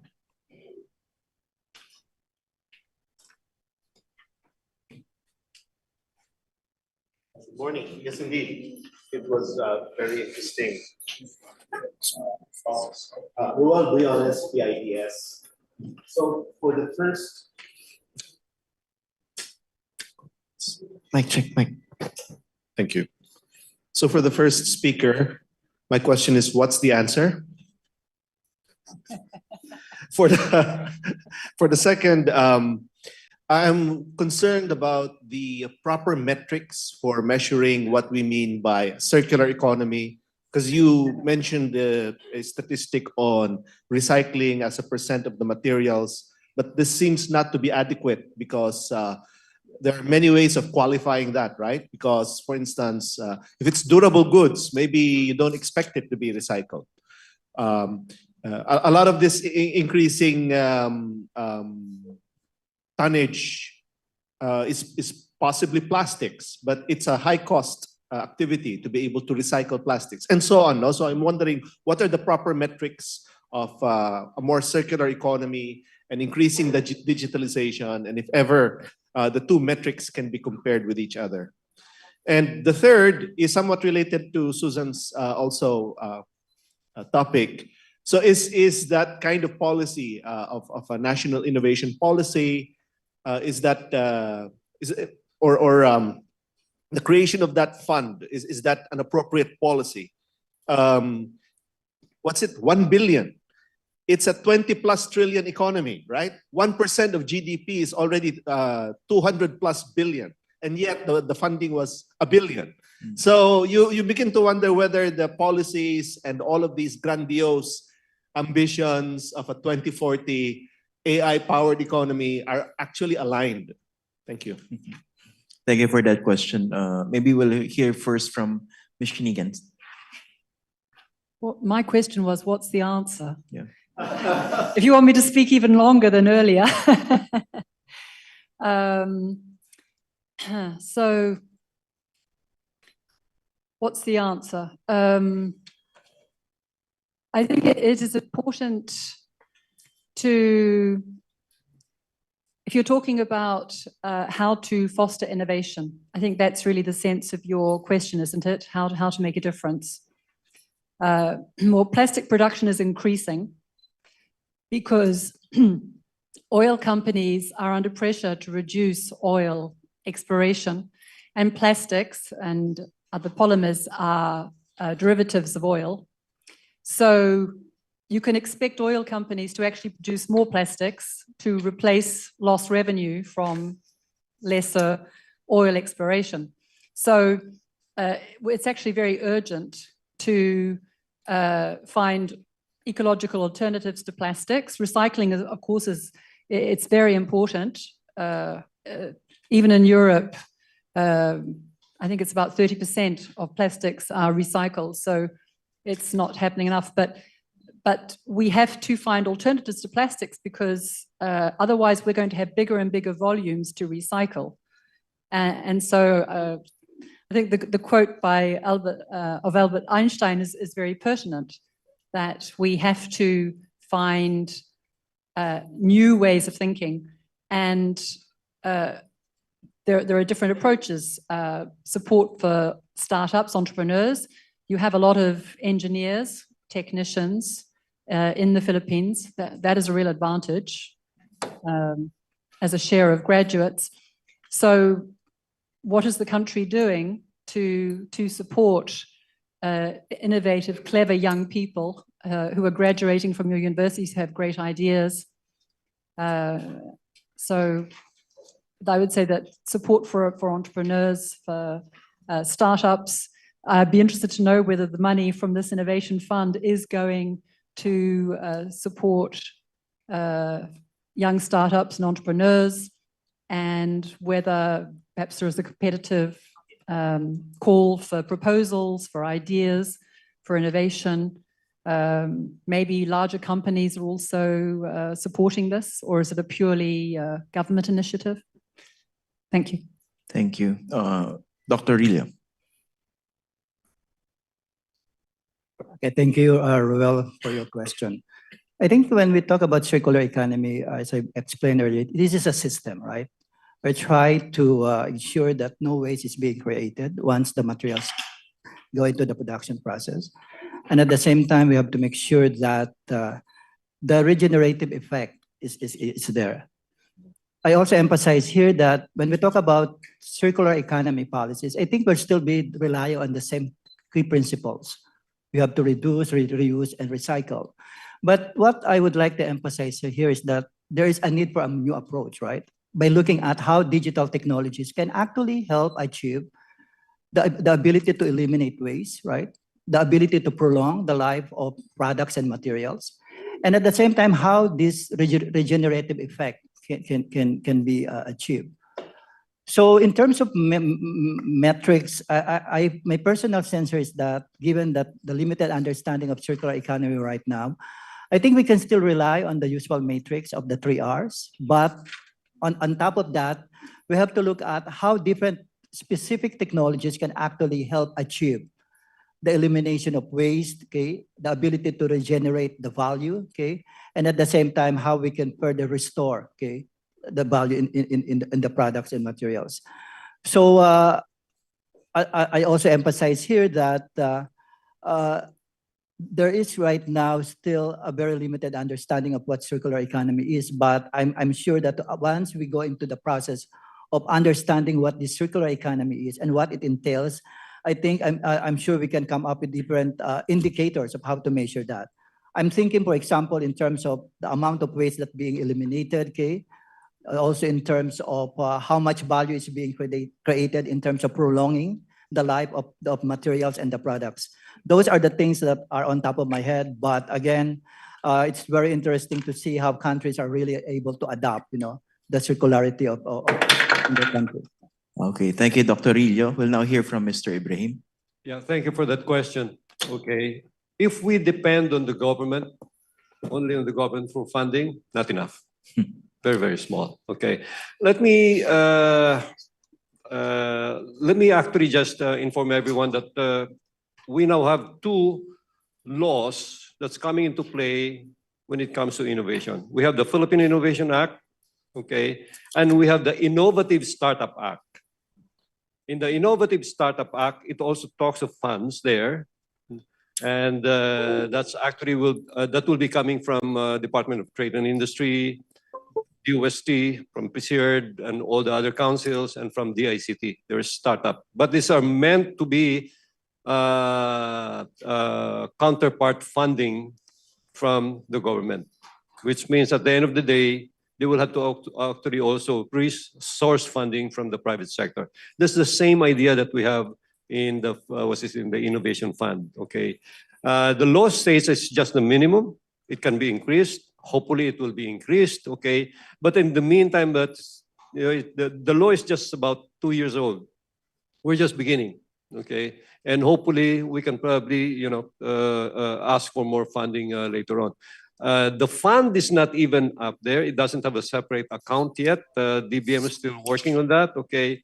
So right now, for the last 2 years, it's actually the internal budget of NEDA that's actually coming into play.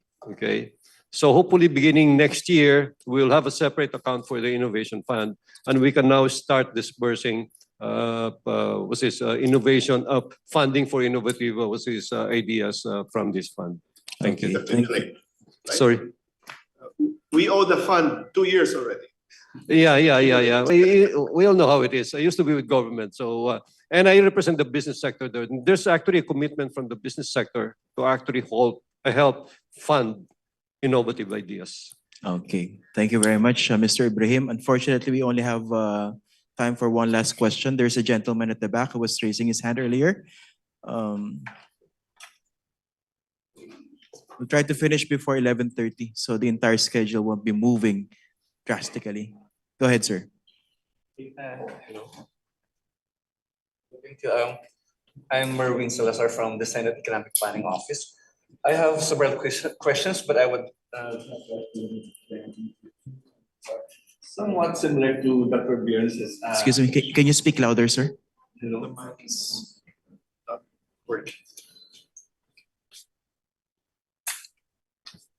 Sorry for that.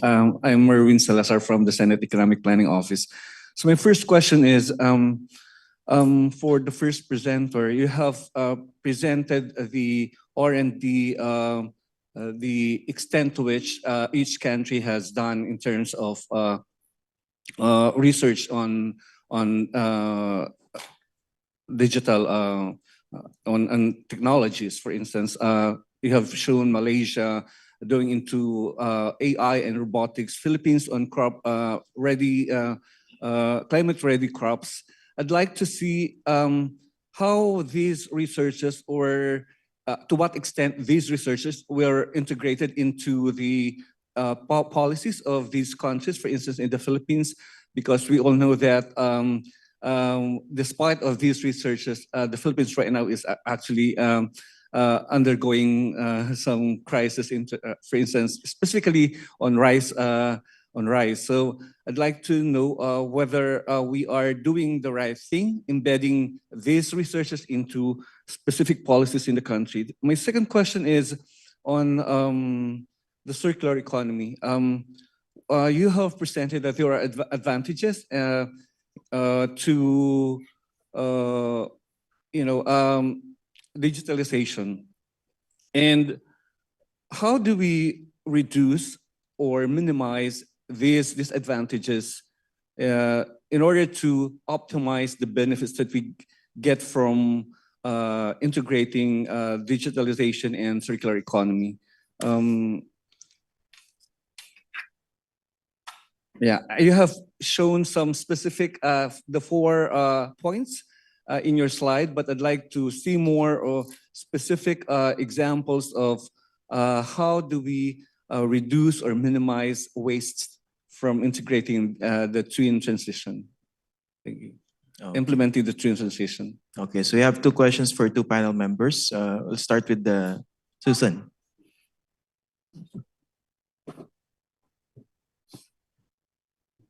Well, the 2 gentlemen to my right know the Philippine policy situation much better than me. I have a superficial global overview of trends, but I defer to their expertise on the national policies. I would simply say that scientists need funding to, I'm talking about in the public sector, to undertake meaningful research, and funding levels have increased in the Philippines. The research effort, but obviously that needs to be higher. I don't know the situation with regard to university industry ties in the Philippines, but for research to be really effective and to solve problems, you need to have adequate levels of funding, but you also need to have ties to society. The private sector is they operate on the basis of needs. What does the consumer need or think they need? So you need to have this relationship between industry and academia, and industry can bring the funding that the academics lack, because as I mentioned in my presentation, a lot of the next generation technologies will be science-based. They will come out of the laboratory, they will come out of public research. So there needs to be this holy alliance between the private sector and the public sector. I don't know whether you have a system of business angels in the Philippines, but certainly it's very important to develop these ties. And as I mentioned in my presentation, this is what is holding Malaysia back. One of the factors that they do not have these ties between the private sector and the academic sector. I hope I answered your question. Okay, thank you very much, Susan. And then Dr. Rillo. Okay, thank you so much. Let me be brief in answering your question. I think you're asking about how to unlock, right, the full potential of circular economy, okay, taking into account those challenges and constraints. I think for me, there are 2 things here. One is that we need to address the issue of digital divide. Okay. For me, it's an issue of to what extent the relevant digital infrastructure is there. And by digital divide, I'm also thinking of how we can address issues on digital skills. Recently, we just came up with a study on the impact of COVID-19, for example, on MSMEs. Okay? Based on our study, there is actually a big divide that happened after COVID-19. In a sense that small businesses like MSMEs are still confined to using the simple technologies, okay? Whereas big companies are able to really come out, take advantage of these more advanced technologies. So addressing this digital divide in terms of infrastructure connectivity, digital infrastructure connectivity, and also in terms of digital upscaling is very important, okay? In order to really ensure that circular transition is fully optimized. Secondly, we have to look at the policy frameworks and regulations. At the end of the day, if you want to really have full circular transition in any economy, you have to convince that the private sector is into it, right?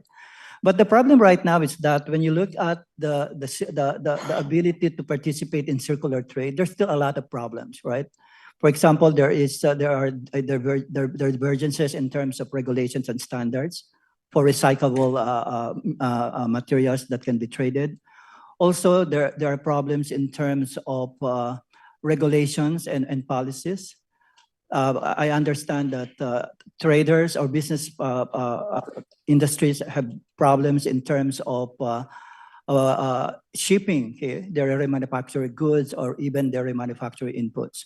So those are issues that I think need to be effectively addressed if we want the private sector to also come in. Because at the end of the day, a circular economy is a change of mindset. It's a change of system. How do you encourage the private sector to change the production system? And that would entail, in my view, the ability of the government to come in, put in place the right regulatory frameworks and policies. But at the regional level, I think there is really a great scope where regional cooperation and multilateral support can come in. And I'm thinking in terms of FTAs, of free trade agreements. Remember that FTAs are important because they are able to unlock changes in policies, right? So but by having all these FTAs in place, through the multilateral support, we should be able, or countries should be able to really address all those limitations. For example, issues related to trade facilitation or harmonization. Because circular trade or circular products will only happen if we are able to address all these different constraints of trade facilitation and harmonization. So that's why in terms of how do we address these challenges, we can do it at the domestic level in terms of policies. And at the same time, I always believe on the power of regional cooperation and multilateral support, particularly through FTAs. I hope I answer your questions. Thank you. Okay, thank you very much, Dr. Rillo. So that ends our first panel discussion. Thank you very much to our esteemed speakers, Ms. Susan Schneegans, Dr. Rillo, and Mr. Ibrahim. Thank you very much. You may now return to your seats. And we will now move on to our next plenary session. It's about human capital development in the dual transition. So this session, as mentioned, is about human capital development in the digital and green transition. The world of work is always at the front and center of major developments, shifting and evolving to adapt to global trends. This has been observed since the first industrial revolution and other major disruptions that followed. Extensive ICT developments in cloud computing, artificial intelligence, and robotics raise concerns for the future of work, including workers' displacement and replacement and job loss. Meanwhile, the shift toward low-carbon, environmentally friendly economic growth resulted in the identification of green sectors, and apprehensions related to skills and employment have been noted. Thus, discussing the promotion and protection of the country's human capital in the age of dual transition is crucial. The panelists for the academic community or from the academic community, research think tank, and the private and public sectors join us today. They work in the energy sector, data analytics, tourism, and textile and garment industries. Joining us today on site is Ms. Charlyn Justimbaste, currently the OIC Executive Director of the Planning Office of the Technical Education and Skills Development Authority, or TESDA.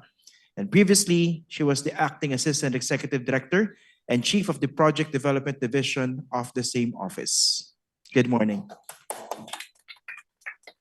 Also with us is Mr. Sherwin Pelayo. He is the Executive Director and a founding board member of the Analytics Association of the Philippines, the country's National Industry Board for Analytics and Artificial Intelligence.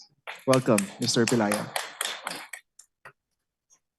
Also with us is Ms. Maria Christina Aquino, an associate board member of the Hotel and Committee of Tourism and Hospitality Management and the NCR Regional Quality Assurance Team, a resource person for TESDA for the tourism sector and a star external validator, a DTI Philippine Quality Award Assessor, and an ASEAN Master Tourism Assessor for housekeeping.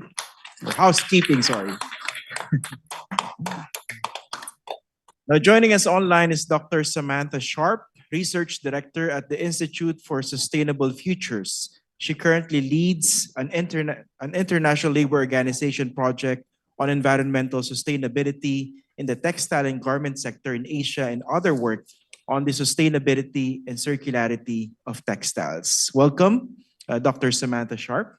Nice to have you here. We're also going to hear from Dr. Mark Curtis, who is an associate professor at Wake Forest University in North Carolina, in the United States. He is the lead author of Workers and the Green Energy Transition, Evidence from 300 Million Job Transitions, published by the National Bureau of Economic Research. Now, to start our conversation this morning, we will play first Dr. Curtis's pre-recorded video. Let us now listen to Dr. Curtis's insights.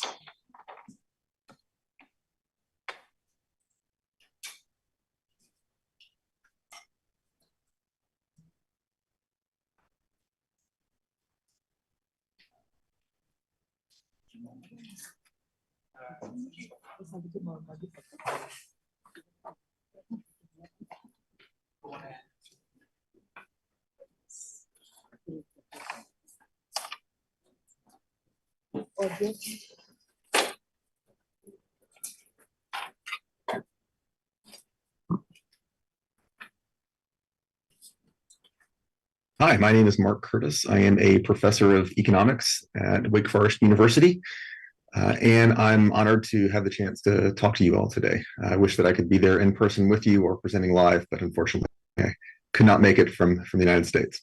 So today I'm going to be talking about the green energy transition, and I will share my slides with you now, and we can get going.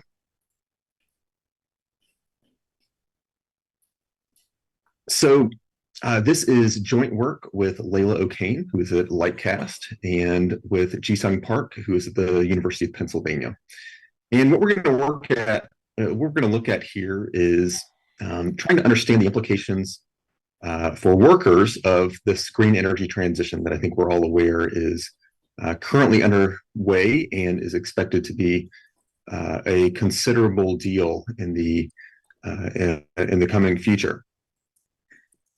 So I don't think I have to spend too much time motivating it, but I think we all know that the climate externality, that the cost of climate change is going to be larger than I think we even appreciated in the past. There's some kind of stunning recent numbers that have come out that the social cost of carbon is now estimated to be around $190 per ton, and the implied present value of the marginal damages are now on the order of $6 trillion per year globally. So it's really expected that climate change is a really important and very costly phenomena that we are going to have to struggle with throughout the world. And addressing this means internalizing this externality. So this is using econ lingo a little bit, but we realize that we're going to have to address climate change, right? Climate change is an externality. We're going to have to address it. And even if we're not fully addressing these costs, even if we are partially addressing these costs, it's going to likely involve significant reallocation of economic resources. We're going to have to move and make shifts away from fossil fuels. In doing that, it's going to require significant reallocation of labor and of workers as well. Now, if workers are all the same, if workers are all in the same place and transitions are frictionless, then workers can easily move. Unfortunately, I think we're starting to realize that that's not the case. It can be difficult to retrain workers. It can be difficult to move workers from one sector to another or from one geographic region to another. And so as a result of this, we want to understand what these costs might look like and whether or not workers are able to transition from a fossil fuel sector to a green and to a renewable sector. Okay. This is especially relevant given a lot of the discussion about labor market inequality that is prevalent throughout the world, both in the United States and in the Philippines, where there is considerable polarization. There's considerable differences in both wealth and income among workers within around the globe. Okay. So whether or not this structural shift towards renewable energy is going to exacerbate or to mitigate this labor market polarization is still an unknown. Okay. So what we're going to do in this paper is to look at 130 million longitudinal job histories to provide new evidence on the ability of workers to transition out of carbon-intensive, or I'll call dirty sectors, and into non-carbon intensive sectors, which I will call generally green jobs. So we're going to try to say, okay, how often do dirty workers transition to green jobs? So is it the case that workers that are in carbon intensive sectors actually are able to transition to green jobs? How often does this happen? Where else do workers in the dirty sector go? And we're going to try to understand a little bit about the realistic outside options of workers that are currently in the fossil fuel sector. And then finally, we're going to break down this into demographic groups. We're going to say, okay, what sorts of workers with different education levels, different ages, different geographies, how are they able to transition? Are there differences in the ability to transition for workers of different ages and different education? All right. And then finally, we're going to look quickly at whether or not job duration, so how long a job lasts, differs from dirty to green jobs, to try to understand a little bit about whether or not these green jobs are good, quote unquote, good jobs. All right, so I'm going to skip this preview of findings because I'm going to try to keep this to 15 minutes. So you can take a look at this quickly. We're going to see kind of really big increases in the dirty to green transition rate of workers shifting between these two industries, but still this is going to be a pretty small number. We're going to see that younger workers are more likely to transition. We're also going to see that more educated workers are likely to transition. All right. Okay, so this is obviously you all are caring about this significantly. This is a big issue in the United States as well. So this is from Gina McCarthy, the former U.S. climate advisor, former head of the EPA. She realizes that reshaping the system, reshaping the economic system, means ensuring that industrial workers can get the training and resources to build the clean energy economy. Right, so that's what we really need. And whether or not these workers are currently employed in carbon-intensive jobs and whether they can be actually matched to these new jobs that we're having is not immediately obvious. All right. So to do this, to try to shed light on this, we're going to use data from job postings, and people post their job histories on places like LinkedIn, on places like Indeed.com. This company called Lightcast has scraped all of this data for us. So we have about 130 million US workers in our sample, and we have about 300 million job transitions in our sample.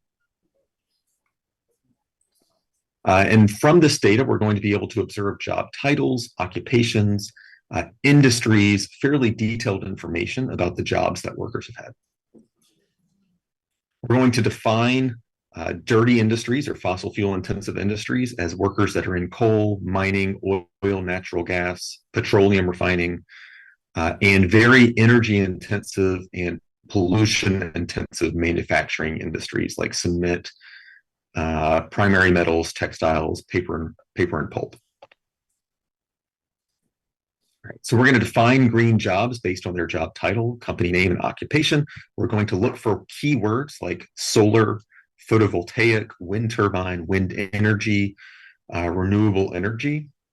In addition, so we're going to identify as well some of the most important companies in the United States for solar and wind. And we think in doing this, we can get a pretty good sense of which workers are in solar and wind. And then additionally, we're going to add on electric vehicle type jobs. So we're going to find the companies that are producing electric vehicles. You can think Tesla and Rivian as examples. And we're going to categorize them as green jobs as well. We're also going to do this for battery suppliers. Right? So a really big upcoming job source, and we'll see this in just a second, is green manufacturing. And this is going to be a really important source of new jobs for dirty industry workers in the United States. And so as green jobs, we have kind of a number of jobs. We have solar, wind, renewable energy. We're also going to add on electric vehicle and battery plant manufacturing. This is a breakdown of kind of what our jobs look like. So of current jobs, we can see that about 46% of green jobs are in electric vehicle manufacturing and battery manufacturing. About 27% are in solar, 14% are in wind, and 13% are renewable jobs. Okay, so this is just a description of what our green jobs look like currently. All right, so let's take a look at some of these transitions. We're going to first define a transition as when a worker moves directly from one company to another. So from company A to company B, we're going to call that a transition in our data set. So if they change jobs within their company, that's not going to count in our in our definition of a transition. This is only workers that have actually changed companies. All right. So this is our kind of initial graph of the dirty to green transition rate. So this is saying right now, number one, we're seeing a big increase in the percent of workers that leave dirty industries and that go to the green, that go to a green industry or a green job. So of all transitions out of dirty jobs, by 2021, we observed that about 0.7% are moving, of those workers that are transitioning out of dirty jobs are going into green jobs. And this is a tenfold increase just since 2005. Now, still, this is a relatively small percent of workers that are leaving the dirty sector that are going to the green sector. So we're going to see, this is approximately approximately 1% of workers that are leaving the dirty sector are going into the green sector. But this number is increasing rapidly, and we expect that it will continue to increase rapidly. All right, so let's break down the same figure by the different types of jobs that dirty industry workers are going into. Like, what types of green jobs are they going into? And the big thing to notice here, right? So again, this is the same graph, but now we've just broken it down into these 4 different categories: electric vehicles, wind, renewable, and solar. And the big thing that you notice here is that electric vehicle jobs are seeing a really big increase. So this is becoming a very important source of employment for workers that are leaving the dirty sector. So you might say, okay, so what about maybe it's the case that workers aren't directly transitioning into the green sector, but maybe they're transitioning over time. Okay, so maybe they don't immediately get that green job, but maybe they get another job, and then maybe a year later, or 2 years later, they find a green job. So this is asking that question. So each line here represents workers that left the dirty sector in a particular year, starting from 2018 going through 2022. And of course, for workers that left in 2018, we're able to observe them now for about 5 years. For workers that left in 2022, we're only able to observe them for 1 year. So we only have 4 quarters worth of separations that we can observe for workers that left in 2022. So the couple of big things to notice here. Number one is that workers that recently separated, like in 2021, 2022, are more likely to be entering green jobs right off the bat. The other thing to realize is that workers leaving dirty industries don't immediately enter green jobs. So it does take them some time to actually, once they leave the dirty job, it actually does take them some time to transition into a green job. And so workers that left in 2020, right, by 2022, it's the case that about 1.2% of them have entered into a green job. So now let's think about what this looks like by demographic groupings. So the workers that are most likely to transition into a green job are going to be those that are 25 to 34. The workers that are least likely to transition are those that are older than 65. This is just as a percent of transitions. So if you were to actually look at this by just the number of transitions that are happening, it is significantly higher for workers that are 25 to 34 than workers that are over 65. In fact, there are over 30 times the number of transitions for workers that are 25 to 34 into green jobs than there are workers that are 55 to 64. So we just observe lots more transitions in general for younger workers. And so those sorts of workers are not only more likely to be entering into green jobs, but also conditional on leaving their job. They are also more likely to be entering into a green job. So younger workers seem more likely to be able to make this transition. We also see that more educated workers are more likely to make this transition. So workers with a high school degree are not particularly, high school degree or less, are not particularly likely to make the transition. Workers with advanced degrees are. I think this associate's degree right here is actually a very important one. It looks like workers that have some specific training, associate's degree is not a full college degree, but it's more directed training, appear to be significantly more likely to be entering into a green job. And this suggests maybe the targeted training could actually help workers to transition into green jobs. There's also significant variation. This is, again, a US study, so we see significant variation by state in who is transitioning to these green jobs. Places like California, the West, Texas, Iowa, which has lots of wind, those workers are much more likely to transition into a green job than workers in the Southeast. If we look at dirty to dirty transition rates, right? So this is the probability that a worker leaves a dirty job and enters into another dirty job, right? This suggests that we have lots of workers in Texas that they just stay to dirty industries, right? So in the middle of the country, we have a pretty high number of workers that are pretty, I won't say stuck, but that rely heavily on dirty industries for other work. Other states in the United States, like Minnesota, if you leave a dirty job in Minnesota, it's likely that you're not going. It's much less likely that you'll enter into another dirty job. So if we were to eliminate all dirty jobs, right, and that's not going to happen immediately, but if we were, then you could imagine a place like Texas, Louisiana, the middle of the country, perhaps suffering more as a result of that. Okay.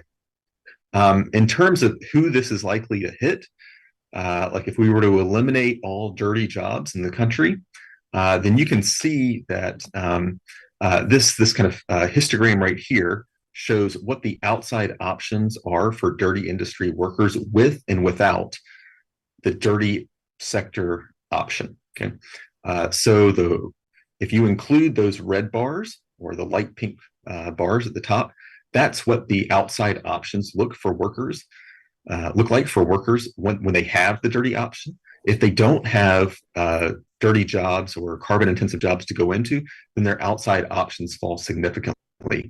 And we see this across the income spectrum. So it's primarily the case with these middle income jobs, but we do also observe this for lower income jobs and even a little bit for higher income jobs. But really these middle income jobs seem to be perhaps most at risk for losing their outside wage options. All right, we can do this for both college and non-college workers. We actually see it's fairly similar for both college and non-college workers. All right, so again, this is trying to get at what might happen if a lot of these dirty sector jobs were to disappear. How would the option value that workers have actually change? All right, and we see that for college workers, the outside option, removing dirty jobs decreases outside option by about 16%. For non-college workers, the outside option drops by about 21%. So it does appear that non-college workers are going to be potentially more at risk if we were to remove a lot of these fossil fuel intensive jobs. All right, so this is again just showing a map. We do see differences for college workers and non-college workers and the decline in their outside option. So if you're in the United States, West Virginia is particularly vulnerable over here for non-college workers, as is Pennsylvania.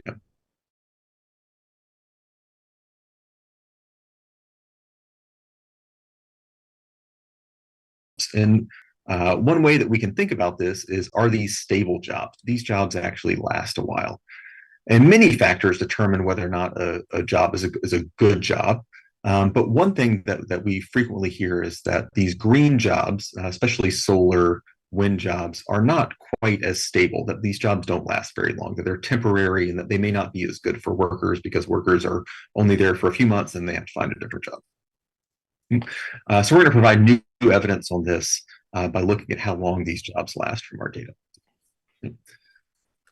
And so I'm going to go straight to this to the final slide. Once you actually control for really important things, including like when the job started, right? Because green jobs are newer jobs. Once you control for when the job started, there is really not a significant difference between the length of green and dirty jobs. You do see slightly shorter length of job length for solar workers and for wind workers, but again, this is maybe 2 to 3 months shorter when the average job length is probably 3 months. So these jobs may be a little bit shorter, but not particularly. EV jobs actually do appear to be slightly longer, like that workers actually stay in these jobs a little bit longer. So manufacturing appears to be a really important source of work for these and good jobs for workers that are looking to transition. All right, so a few quick takeaways to finish this up. So we use, just to summarize, we're using new data from online social profiles from Lightcast. to examine job transitions and the probability that workers leave dirty industries and go into the green sector. We also use this data to try to understand which workers in the fossil fuel intensive sectors are at risk and whether or not they'll be able to transition seamlessly to these new green jobs that we're observing. So what we find is that dirty to green transitions are increasing quickly, but they are still a relatively small percent of all the transitions that dirty workers are making. So again, only about 1% of workers that leave the dirty sector are going into green jobs right now. There are significant differences in this transition rate by age, by education, and by geography. And then finally, we see that green and dirty jobs have roughly similar stability by job length. So I think there's a lot to chew on here. And I think we can see a couple of things. Number one, this transition is probably going to be challenging. It's not the case that workers that leave fossil fuel intensive jobs are going to be able to immediately transition to green jobs. I think it's going to take some time. And it's not the case that even 50% or something like that of workers that leave this declining industry are going to be able to get into this growing industry. And then I think another big takeaway here is the importance of manufacturing jobs for this transition. We are going to see a really big increase in green manufacturing. That includes electric vehicles, that includes production of solar panels, of wind turbines. There really is a fundamental shift that's going on to the global economy right now. And these manufacturing jobs, I think, are going to be a really important source of work for workers that are currently in the dirty sector or the carbon intensive sector, because those are the workers that we really need to be thinking about right now. So those are the main findings. I hope that some of them are applicable for your work in the Philippines. And thank you so much for inviting me to be here.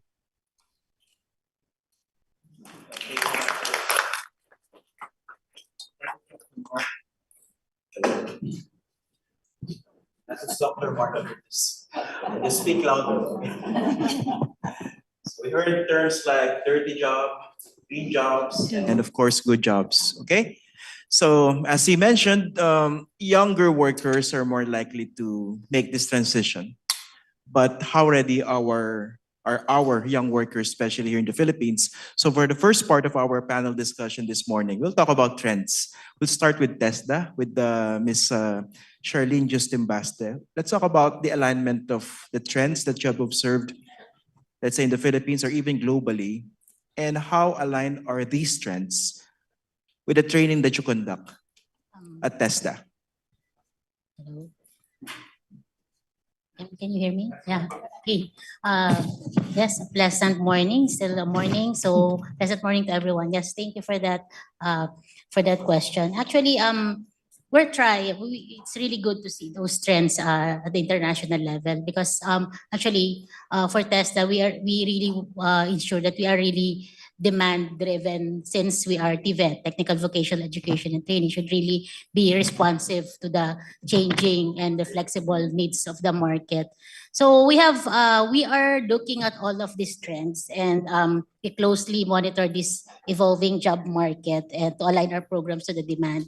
And currently, of course, we're doing we're doing some researches as well as part of our work to really align our program. So we have done some skills needs anticipation and the workforce skills through the workforce skills survey. And we've really seen evolving demand for the digital skills, for the health, there's also for agriculture and construction and the tourism sectors. So we have seen emerging demands for these sectors. And of course, at the national, we're also looking at the trend, the economic sectors. Of course, there's really higher demand or increasing demand for the services sector. So those are things that we are looking at. And I'd also like to, we have now the National TESD Plan, which we have recently launched. And this plan really envisions a globally recognized TVET that is really responsive that is responding to lifelong learning and transformation for the socio-economic transformation of the country.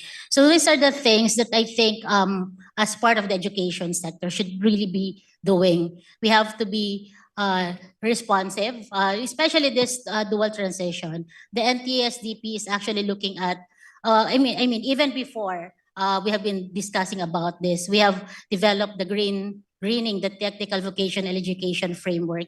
We actually having this framework so that we are able to develop our training regulations or standards that is responsive to what the industry needs, especially for the green economy or the circular economy. And then in terms of the digital transition, we have embedded the digital skills, and some of our trainers are also trained in terms of doing the having the digital competency so that they'll be able to transform this to our students, our learners in general. So basically, I think we're somehow ready. We have this in the plan.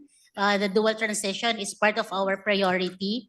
We have the different modalities as well to respond to this. So we have the 4IR framework as well, so that for this digital skills. So yeah, that's it for now for this discussion. Maybe we should add later on. Okay, before I go to Dr. Samantha Sharpe, who is with us online, I'd like to ask a short follow-up question. Because when you talk about TESDA, basically we're dealing with short courses, training courses. But how flexible is TESDA in terms of adopting to, let's say, certain trends that becomes available? We're trying to do that now with our some of our programs. We have the micro-credential program, so that this is really a response to the upskilling and reskilling, especially for those industries that they're really changing very quickly, so that it's really for the upskilling of those in the IT sector, those in the electronics, so that we are really responding to them. We are trying to also I know some of you would say that some have experience with this. It took us, I think, about a year to develop standards, because we also do this with the industry. But with this, to really respond to this, we're doing now the adopt framework. So looking at all the existing standards now, we're looking at the world skills standard, so that it's something that's already there that will just adapt to what we can really use at the national level. So those are the things that we would want to be so that we will be more flexible in terms of doing all of these standards. And with our area-based approach, there are things that are needed by the specific locality. So what we do now is develop the competency standards. So it's a shorter duration, in terms of development. So that's very specific. So that's something that's really we're doing, so that we'll not be doing the full regulations that would take us a year to develop, and then when we develop it, it's already obsolete. That was what I was trying to drive at, because bureaucracy might spoil everything. Okay, let's go to Dr. Samantha Sharpe. In your work in sustainability and circularity in the textile and garment industry, which particular trends have you observed, and how do you see digitization affecting these trends? Sure, thank you. And just to say, it's a pleasure to be with you virtually today. I would say sustainability and circularity are really dominant trends in the textile and garment sector. It's the garment sector is one of the most complex and globalized supply chains of any commodity across the world, and we think it's was the reason for the Industrial Revolution. It was one of the first to globalize, and it's really played a unique role in economic development, and it employs a lot of people. So mainly women as well, directly about 75 million. But if we took a value chain approach, so including all the growing of producing of raw materials all the way through to retail, and also dealing with waste textiles and garments, which is now very important, it's probably about 400 million people worldwide. So that's 1 in 8 workers. So we're talking about a massive sector that really has a critical impact on the sustainable development of many countries. And, it's not without its problems. We all kind of know a lot of the social and environmental challenges, and being able to adopt sustainability and circularity are really testing this sector, because one of the reasons it's been so successful is the long and complex supply chains, many countries involved, that make circularity and sustainability difficult. Also the business model, so high volume, low cost, fast fashion.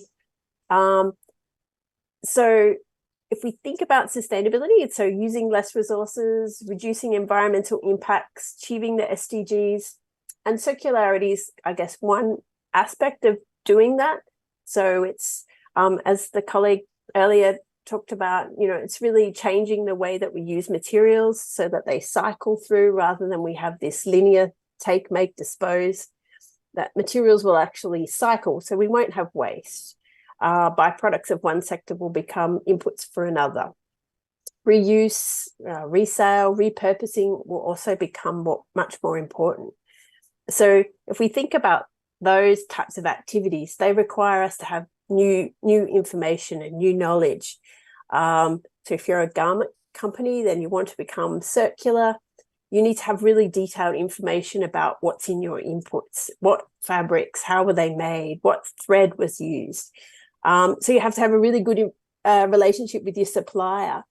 And you also have to have a really good relationship with your customers, because if you want to achieve circularity through extended producer responsibility, you have to be able to offer them extra services about repair or resale. You need to know where they are and where that product is. And so digitalization enables a lot of these activities. Out of the European Union and their sustainable textiles, we're starting to talk about a product passport, which is essentially a digital passport that says what's in different products and how they were made. So that means everyone along the supply chain can know what's in those products and develop their circular strategies. Digitalization can also help with reducing materials, so can enable new business models such as on-demand production. And so that can, eliminate or minimize kind of those production overruns, which creates a lot of waste. Can also help us deal with some of the labor aspects, social sustainability aspects in the supply chain. So enable greater supply chain transparency. So we can know where things were made and we can know who the workers were and whether they were paid, good salaries. And that can hopefully enable some more sustainable procurement and sourcing strategies. Digitalization can also have downsides. I don't know if many people are familiar with the ultra fast fashion models, but these are essentially driven by digital platforms. And so this can be increasing consumption, kind of making it harder for us to introduce circularity. And it's also complex and requires new skills and capabilities. So again, how do we develop those in a really large and complex supply chain, which includes a wide spectrum of actors, international brands through to SMEs. So how do we ensure that digital capabilities or opportunities to develop those are equally shared? Okay, thank you, Samantha. By the way, after this round, we'll be entertaining questions from the audience. So get ready with your questions. Let's now go to Ms. Aquino. Let's talk about the tourism and hospitality sector. So how basically is the sector faring in terms of green and the digital economy? Okay, thank you very much. Just let's talk numbers first. In terms of GDP, tourism actually contributed around 6.2%. In terms of employment, we're around the share is around 11.2, which translates to around 5.4 million. If you're talking about higher education institutions, there are close to 1,000 higher education institutions that actually offer tourism and hospitality programs with a combined enrollment of around 200,000, close to 300,000 students. So that's the breadth and width of the industry. In terms of green and digital economy or initiatives that we have, we're very happy to see that the DOT has actually made it already part of their accreditation standards. And so this is something that schools must bear in mind. Unfortunately, though, the policy standards and guidelines, which are program standards and guidelines for the curriculum of tourism, is already more than 5 years old. It was 2017 when we rolled it out. I'm now using my hat as a member of the technical committee, but it doesn't really limit any school in making sure that course outlines are actually updated every year. The biggest transition really happened in 2020 with COVID.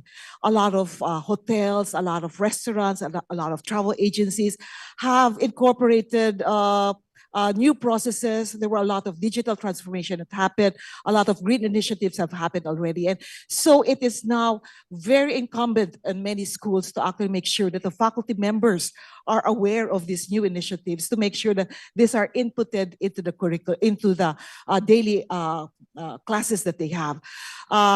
Many of the faculty members, though, may not have as much connection in industry or may not even have industry experience at that. And so the books that they use may not be rich in these initiatives right now. And so whenever I go for any opportunity to discuss or to be a speaker, if you're using books that are reference materials that are older than 2020, you've got to junk it already, because then it's outdated, because schools are supposed to represent what industry has. You prepare them for what eventually will be the jobs or maybe the business prospects that they will have. Tourism is, I think, very I was listening to the discussion about what dirty jobs, clean jobs, etc. The tourism is actually what multi-industry. You don't think of the tourism industry as just the hotels or just the food and beverage. They have a lot of products and services that come from different industries, like textile, like products, etc. And so we have to make sure that everyone is into the same mindset to make sure that students are aware as early on when they're still in school. I was just looking at the numbers from DepEd all the way to technical, vocational, and higher education. DepEd has around 26 million students from around 10 or 12,000 schools. With free education at that, the curriculum really has to be very strong as early as basic education. Remember that the output of basic education is the input now for technical, vocational, or for higher education. So if it's not strong, if it's not present as early as basic education, you'll have to start from step one in higher education, which again, already is a very big challenge, because you've got a lot of courses that you put in higher education alongside professional subjects, general education, etc. I was just looking at the curriculum and I was saying to Sir Pelayo earlier on that we think in silos. This is just going to be my subject, this is going to be my course, etc. But when you talk about, like, currently, sustainable tourism is one subject in higher education, specifically in tourism.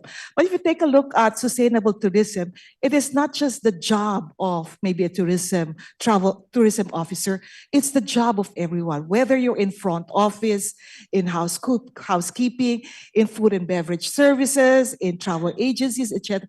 Everybody has to have a finger in sustainable tourism, digital transformation, and so on. So tourism, I think, is faring well, because we've got to make sure that the numbers are there. But there has to be a lot of push, really, not just from, as somebody said, it's not government who's going to be doing it. It's also private. And so private has to also bring their marshals to court to make sure that industry is able to say, this is what we need. And education should listen. We cannot just work outside, work within our sector. And I'm very happy that tourism is very fortunate to have what we call the convergence. The DOT brought along, form a convergence of DepEd, Technical Vocational Skills Development Authority representatives, together with higher education, and the Tourism Industry Board Foundation Incorporated, which is an industry board for tourism. And we're working alongside to make sure that the curriculum, the initiatives are actually brought in as early on in basic education all the way to higher education. I hope I answered your question. More than answer the question. Thank you very much for that very comprehensive response. Let's now go to Sherwin. Let's talk about the trends in data analytics and artificial intelligence, and which of these trends can be most useful to the workforce in terms of the green and digital transition? I think that's very simple to answer. It's generative AI. I mean, that's the innocent thing. If I ask everyone in this room who has not used ChatGPT, no one will probably raise their hands. In a recent study that Access Partnership did with AAP and Microsoft, it's the title of the report, the economic impact of generative AI in the Philippines.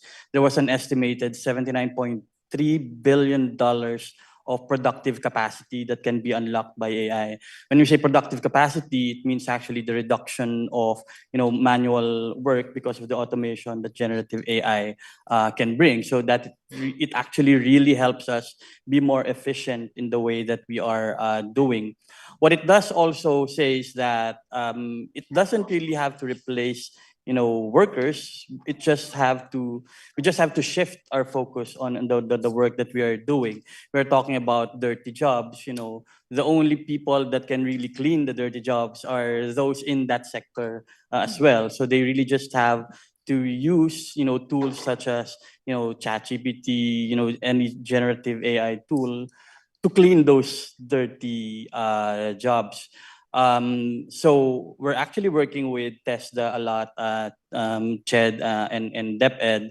I was going to comment earlier about Charlyn, mentioning about how fast we can actually create competency standards now. And I actually owe TESDA some work. But we're actually creating competency standards in data analytics fundamentals and even prompt engineering. And what is used to take about a year, we're actually compressing it about 1.5 months. So we're going to release competency standards already on prompt engineering and data analytics fundamentals. And it's not only going to be for those who are going to develop products, because we need users also of AI to know all of these things, okay? We want to decrease that digital divide by having these AI tools available to everyone, not just the technical people. But on the other hand, the use of these tools should also have we need to put in some efficient use of these tools. Susan showed some kind of the negative impacts of generative AI. They use so much computing power. Energy consumption is very high. The use of water to cool those machines are pretty high. ChatGPT actually is estimated to emit 8.4 tons of carbon dioxide. And that's more than twice what a human would do in a year's time. So imagine if every one of us use ChatGPT, or there are more companies who are going to use generative AI. It's like putting in twice the number of people in the planet. And as we know, we cannot do that anymore. Our planet can do that. So the efficient use of these tools is very important as well. It's not important that you just need to type, okay, I need this, create me an outline for the best replacement for plastics. Okay. One question in ChatGPT would already use so much computing power that it'll affect the environment. Prompt engineering is not just about grammar or proficiency in linguistics. You need to put in the context of what you need ChatGPT. You need to be very, very specific. So you could use ChatGPT for as the shortest time possible. For those of us who have been, I think experienced programming in mainframe, and I'm looking at Mon. During the time when we were taught about programming, we were taught about the rigor of programming. And we actually count the number of times we compile our programs in the mainframe, because using mainframe is very, very expensive. So I think it's going to be similar to us. Even if we have all of these automated tools, we need to be very, very efficient in the use of these tools as well. So that's quite an oxymoron. I think that was mentioned earlier during the discussion. This one fleshes it out even more.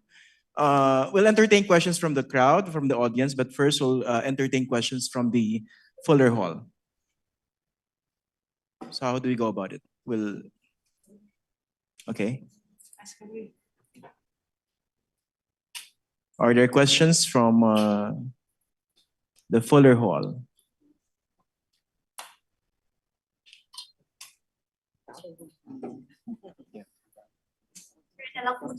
While they're queuing it. Okay, I think they're still fixing the tech issues. Any question from the audience? All right, ready na. Ready now. Sige. There we go.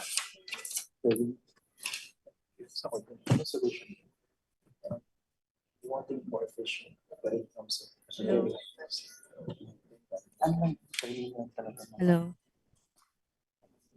Yes, yes.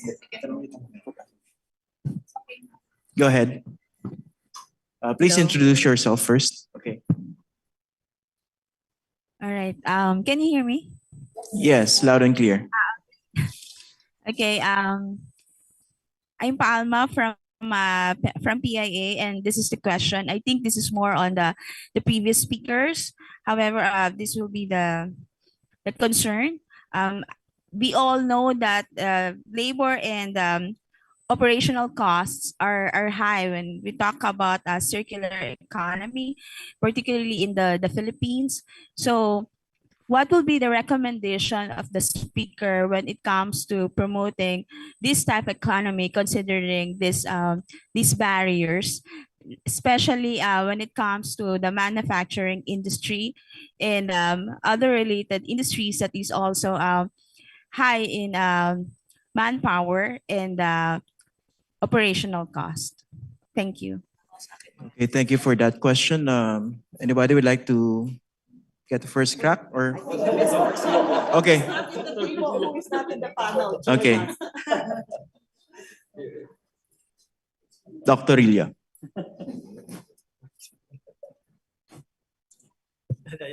Thank you so much. Okay. I think the circular transition would actually provide that answer.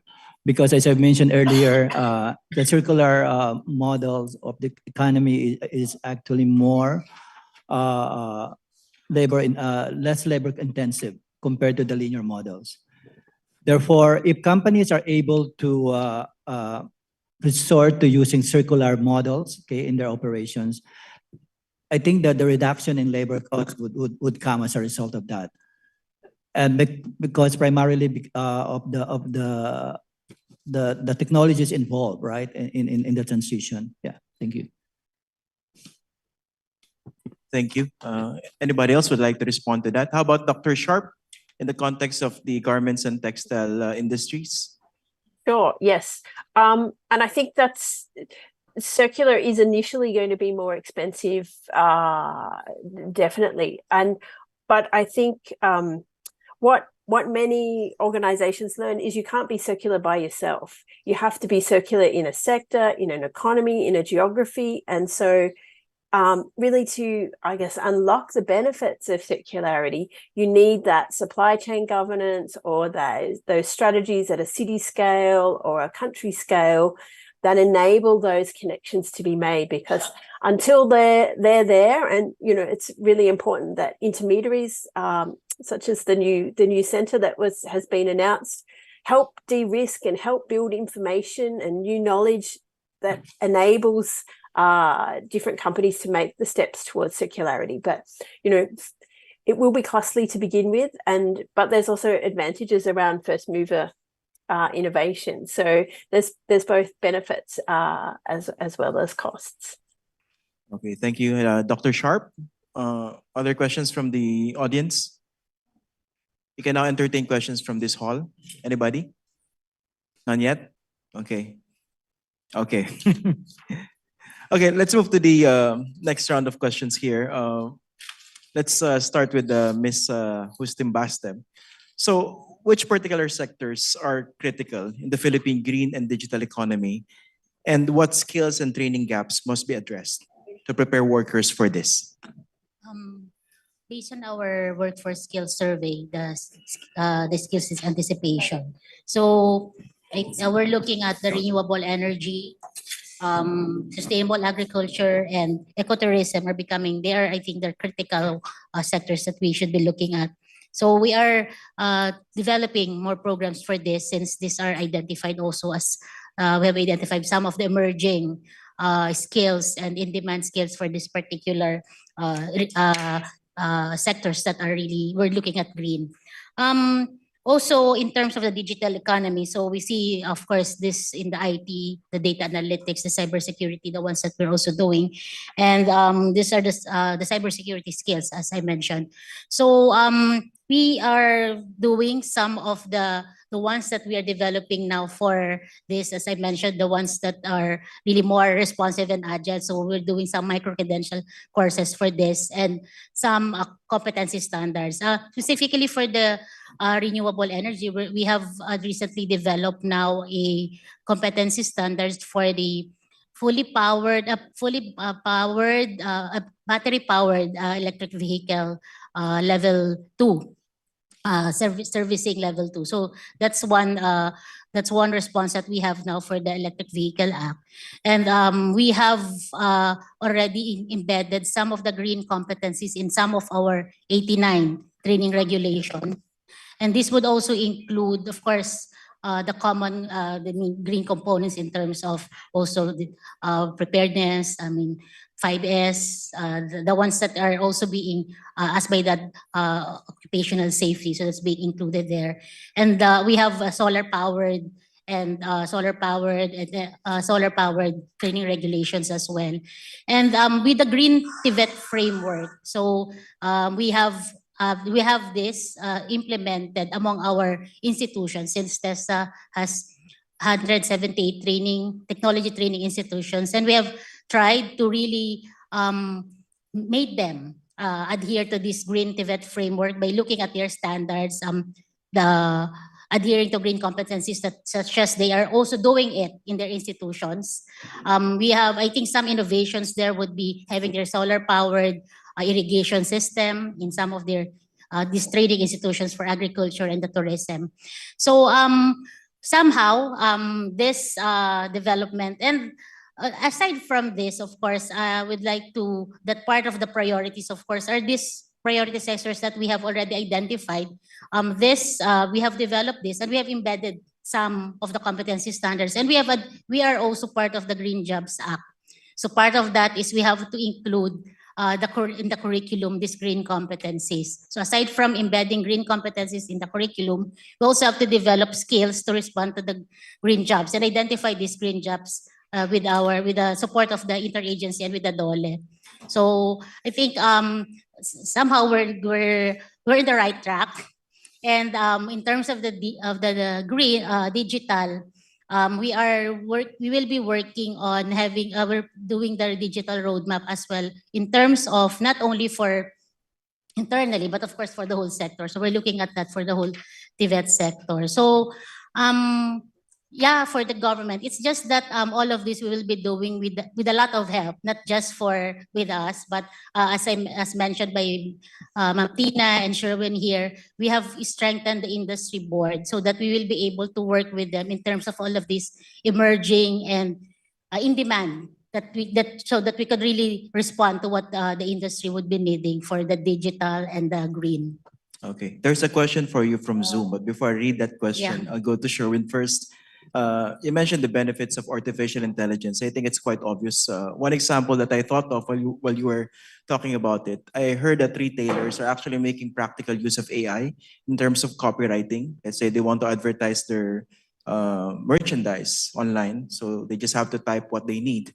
And AI, ChatGPT, would do the copywriting. So that saves time. But again, that comes at a high cost to the environment.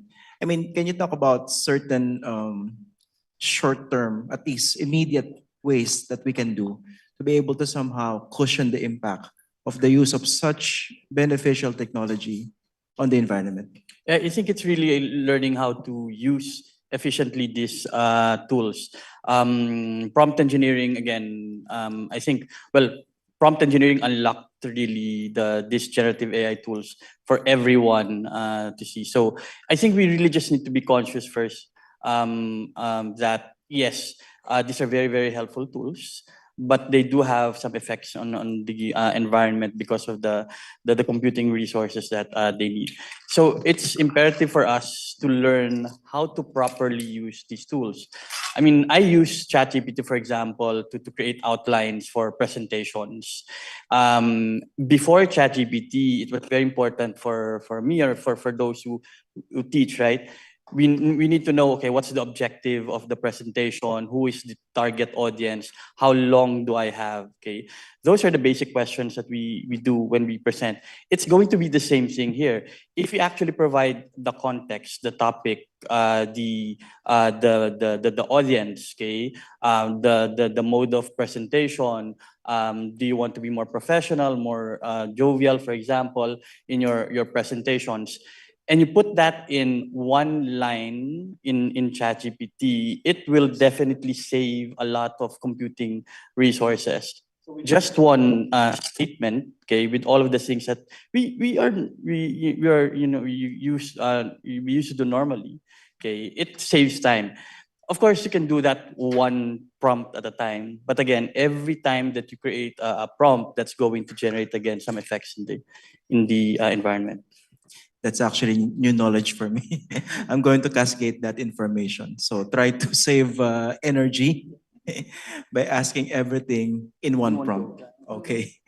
Let's now go to Ms. Aquino. So how do you see the hospitality industry evolving to become more resilient in the green and digital economy? Oh, we have to make sure that we are on top of things. How many of you have stayed in a hotel for like more than 3 nights? More than 3 nights. How many of you have seen notices on the table that would say, if you don't want your towels to be changed, hang it? You've seen that. How many of you have experienced on the following day, your towels have been changed, even if you put it up there? So what training do we need? Training is needed to make sure that everyone who is part of the system is knowledgeable about the initiatives that you have. So just like a typical hotel, you've got somebody, the big bosses maybe think of, okay, let's save on washing of towels. They do not translate it to training to the staff. And so even if there is a green initiative already that you have in the hotel, the staff are not aware of the value or maybe the reason, the objective of this. And so it has to go from the top all the way to the bottom. We've got to make sure also digital transformation. I remember, I finished my program in 1981, took my practicum then. And when we were working in the hotel, preparing for a guest arrival, you'd have to type out several, carbonized paper, etc., etc. And it was really very consuming in terms of time, in terms of materials that we had. But right now, with a property management system, there's no need to actually print out all of these materials. You can just easily use any system. In fact, there are some that are licensed, some that are free. But what you need to do is make sure that the students are aware of this. It saves on labor because a lot of people are scared that, their jobs are going to be at risk if they embrace digital transformation. I keep saying that, I keep telling everyone, it actually affords you now to have a relationship with guests. Because instead of, typing, being busy, doing so many things, Mr. So-and-so, you have been with us. How was it in the last 2 months? We haven't seen you, because the data is already there in your computer. You're able to say, would you like the same room? Would you like the same? If you are familiar with your guests and you have all of this information at the back, you already have everything at your fingertips. And all you have to do is make sure that the guest actually feels very welcome in your facility. So we've got to make sure that we embrace this. We're not going back to what it was in 1980. We've got to move forward. And these things are, even destinations. I went to a destination. I said, how many years has this been existing? Wait a minute, mom. And, so you've got an external brain already that helps you provide information. I've spoken to some editors where they actually accept ChatGPT, AI generated research. But the onus of making sure that everything that you put in your paper is something that is valid, that goes through extensive validation to make sure that you can still put your name to that particular paper. So there is a lot of things that are moving. If we don't move, you're going to be left behind, and all your competitors will move forward. You're left behind. Thank you. Okay, thank you very much for that. We're going to end in 5 minutes. So one more question for Dr. Sharpe, and then we'll have one final question for all our panel members. The question for you, Dr. Sharpe, is do you see a role for digitization in sustainability transitions in the labor market? And perhaps you can also talk briefly about the barriers, let's say in terms of achieving the circular economy in the textile and garments industry. And perhaps you can mention certain barriers that you have observed in the Philippines. Okay, sure. Yes, digitization can absolutely help. And, there will be labor market impacts, so help in sustainability transitions. There'll be new opportunities, lots of discussion of those already, new jobs, new ways of working. And also opportunities to have more sustainable business models or practices. So whether that's, hanging the towel up or using, buying secondhand clothing. And, we can also develop skills in more, as the colleague from Testa said, having ability, digitalization gives us ability to develop online learning in new customized ways, accessible, affordable, quickly, and that's something that we'll need if we are going to, get the workforce ready for the green transition. I guess one of the main ways that digitalization has impacted in sustainability in the textile and garment sector is particularly in enabling innovation and entrepreneurship with small garment manufacturers, such as in the Philippines, garment manufacturers and designers. So these can be small designers or brands that can really use digital platforms to get that global reach. And so they can reach customers that are really demanding those sustainable aspects of garment production in a way that wasn't possible earlier on. So I guess that's kind of one of the main areas where we've seen sustainable garments be able to scale with digital platforms. Okay, thank you very much. Now, the final question for all our panel members is this. Given that the Philippine labor market is polarized and workers considerably differ in skills and training, what key policies should be pursued to ensure just, equitable, and sustainable transitions? So we'll start with Dr. Sharpe. Oh, okay. It's you great. again. Yes. Yes, I think the whole concept of just transition needs to be front and center in kind of thinking about how this transition plays out in the labor market. So ensuring that, yes, we do transition, but we do it in a way that no one is left behind. And so that means, having that broad-based approach to digital literacy, paying attention to the gender dimensions of the transition as well.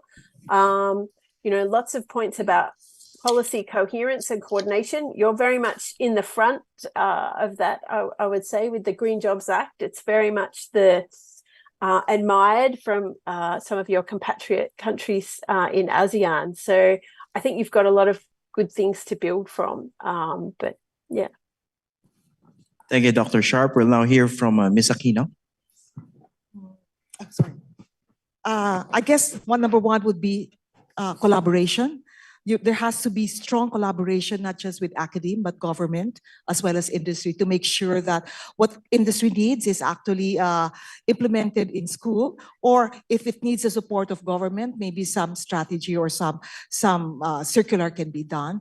You've got to make sure also that your curriculum is very updated. Never mind if the training regulation, the curriculum guides, or the PSGs are like 5 years old. There is still a way that you can update your curriculum. How? By making sure that the course content is actually something that can be checked every year. I remember some faculty members who would have their materials yellowed already because they've not changed the content in a number of years. So I guess faculty immersion is also very important because they know, you cannot teach what you do not have. And sometimes the only companion the teachers would have would be books. And so you've got to make sure that you're also immersed in industry. I'm very happy to say that state universities and colleges right now are beneficiaries of Step Up Grant, which is actually 25 million worth. And it allows them to actually enhance their facilities, do research, do immersion, etc. But I guess the biggest hurdle is equipment. And so many of them are focusing on that. But the thing is, you've got to make sure that you're on top of what industry needs. And you can't do that by just working within your group. You've got to make sure that you're part of a bigger system, whether a professional organization, part also of maybe TIBFI, the Tourism Industry Board Foundation Incorporated, or any professional organization. Mind you, I'd like to acknowledge Dr. Beth Aragon, who is actually now the Secretary of the Tourism Industry Board Foundation Incorporated, together with Professor Alan Kang as well. Thank you. Thank you. We'll now go to Sherwin. I think in alignment with Ma'am Christina and Charlyn here, in the theme of human capital development and not really wasting any effort or duplication of efforts for the going green. There is this initiative within DTI and DICT on the creation of the Philippine Skills Framework. The intent is to really define career paths, competencies, and proficiency levels for major sectors. We already have skills framework for supply chain logistics, human resource development, game development, animation. We're going to have a Philippine skills framework for analytics and artificial intelligence. What it allows us is that it's a very agile, adaptive skills framework that educational institutions, even TVET, can actually use to define what are the training needs. Okay, so that ties up nicely with the Philippine qualifications framework, and I think I'm happy to actually hear that there's already an agreement, I think, between TESDA and CHED about the Philippine credit transfer system, which is also, I guess, again, in the theme of not putting to waste whatever training you have. Whatever you might have trained in TVET might be credited in a higher education program. Okay, so I think with those, once we implement those in our education program, at least we will have very more efficient, education for the country. Thank you, Sherwin. Then finally, Charlyn, but before that, we'll try to squeeze in this question from Zoom. Can TESDA create a competency training program for digitalized cultural mapping? Yes. Okay, go ahead. It's Then part of the final priority question. creatives and Go ahead. IPS. Okay, thank you. Yeah, it has been mentioned that we have to pursue collaboration. So that's, I think, one very important thing for us in the government, especially for TESDA. I mentioned that we have been working with my co-panelists here for the tourism and for the analytics. And I think we cannot really overemphasize with this discussion. We need our people, so we need human capital development. So we really have to invest in them. So part of that is really developing the requirements of the industry so that they could really find work, and also not just find work, but of course also contributing to the economy, both the requirements for the digital and the green. So with that, we will be pursuing all of these policies that in which TVET plays a very important role. The Philippine Qualifications Framework, we have the Philippine Skills Framework, which is also an input to what we are doing in terms of really identifying the requirements that we need to develop for the industry, in a particular industry. So we will also be aligning, of course, we have the NTE-SDP. So that's the plan in which we will be operationalizing by the development of the regional and provincial plans, which we will be doing such a way that it's really an operational plan. We will be having the skills mapping, because we have I mentioned about the area-based demand-driven TVET, in which we are really doing it at the local level. So identifying the specific skills requirements. So the regional and provincial plan will really be the skills map requirements of the particular locality, and addressing also, of course, the particular sector industry in that particular area. So moving forward, those are the plans that we have for the TVET sector.